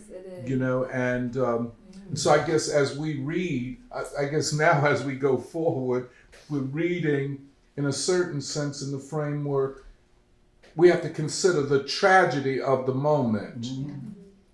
Yes, without being, I think, consumed by it. Yeah. Creative maladjustment. Oh, sorry. He's what creative maladjustment. Yeah, creative. What was it? Creative nonconformist? Or yeah. So it seems it's so interesting that we read Hegel through what we have been reading. That is Du Bois and King and King even has this speech called Unfulfilled Hopes, where he talks about non-being and then the courage to be. Yeah. And he says the worst. He literally says he's like the worst thing. The worst thing is like he calls it the terror of non-being. Said that the worst thing is terror. The worst thing to happen is non-being. Wait, actually, because it's like the urge to withdraw from the world, but then there's also one tendency which is to fight the world, which is kind of like the negative approach. But you're not really one with the world. He calls it two forms of hate. He's like when a people or a person, when you face your unfulfilled hopes, the disappointments in life, the tragedies of life. There's two ways to embody hate. Some people they fight it. They fight externally. They act out. And then the second form of hate he calls the most devastating form, which is which he calls disinterest. Like you die inside. Wow. It's complete indifference. You don't hate, you don't love, it's indifference. And that's what you were describing, Doc. The word might not be nihilism, but it's indifference. And then he says, but the third path, which we have to take, is he calls it the creative will. The creative will that you see in history, that you see in like the history of the Black worker in that tradition, that gives you the courage to be. But it was interesting when we were talking about non-being and like being and non-being, things like that. I feel like King has a lot of that language as well. Wow. Yeah, I mean the moral choice. Yeah. Y'all are real King students. Well, the question, the moral choice, I often try to flip it and say the choice to be moral. Because, the moral choice is almost externalizing morality. but the question is, will I be moral? Will I be principled? You know, which is the dialectic. Because I'm sorry, well, Joe. I mean, tying it again to this, because the text, which I want to make sure I kind of understand before we wrap up. But what you were saying, based on what you were saying, I mean, my understanding of the first paragraph, the last paragraph on 28, basically is an argument for the necessity of science, right? That we can argue what is science, we come up with definitions, but first there has to be the agreement on the necessity of science, which I think is very much in line with what we're trying to do, free school, the importance of science, revolutionary science. But then the first complete short paragraph on page 29.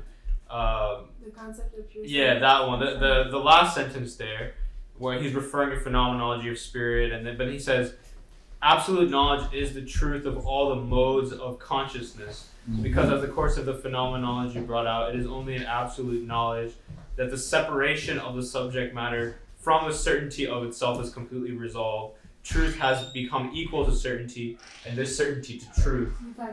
So I'm just thinking about that. I mean, I don't know how. I mean, just if I'm correct in understanding it, or what I'm thinking, at least getting out of it, is this idea of science, and then the striving towards absolute knowledge of the truth, combining all modes of consciousness. And that's the problem. Right.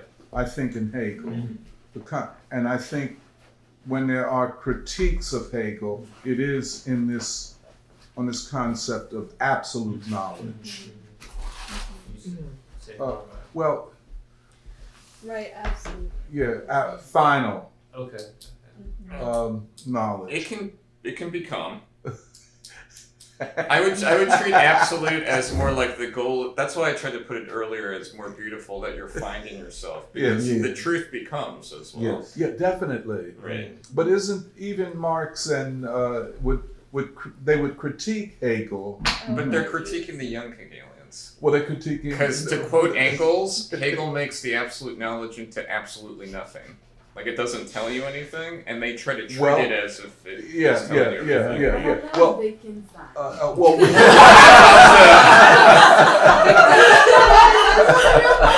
you say, Sarah? No, it's the conversation. Say it again. No, I just was reading my thesis. I thought that was Wittgenstein.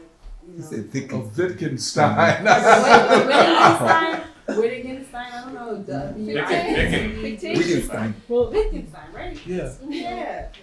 Well, That's interesting though, because I don't know if this is way off mark, but two paragraphs down from where we ended, he ends with talking about God. Yeah. Like we didn't get there yet. Wait. But then it's like, I was like, where did you come with, like, why are you talking about God? Like, you haven't even Germans believe in church. Wait, hold on. Go ahead, Dan. Okay, because Hegel likes to quote a passage in the Bible when Jesus Christ says, I represent truth, and Pontius Pilate says, what truth? Like, kind of sarcastically.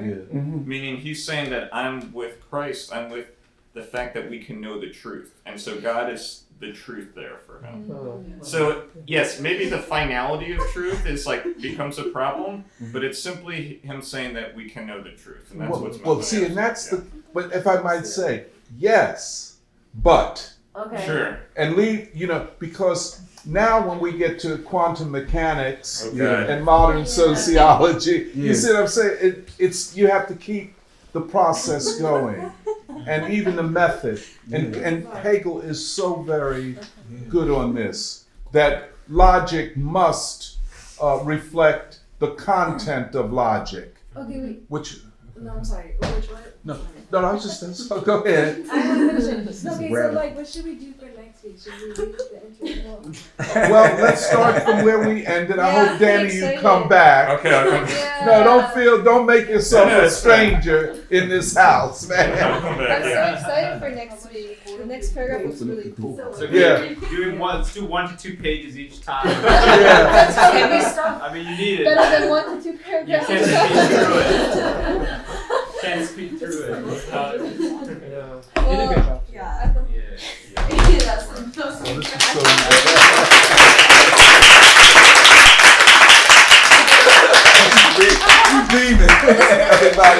beaming inside. I'm sorry. Nice, I'm man. beaming inside. That's like what, Shoot. preschool. It has me.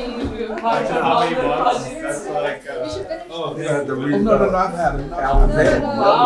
Much, man. Look, sitting here talking causes you to be angry. Oh, Alexandria. Yeah. Alexandria. Oh yeah, when you brought your Alexandria. Hold on, you look her talk. Oh, I thought that movie was good. But I found Serafina, I mean not Serafina. Yeah.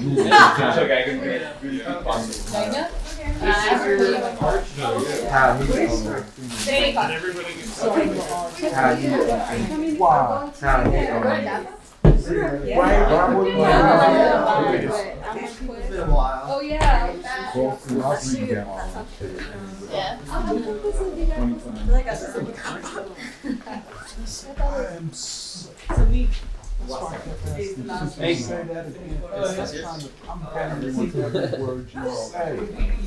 Wow, look at the video. Is she so? I appreciate your take on that. No, I mean it's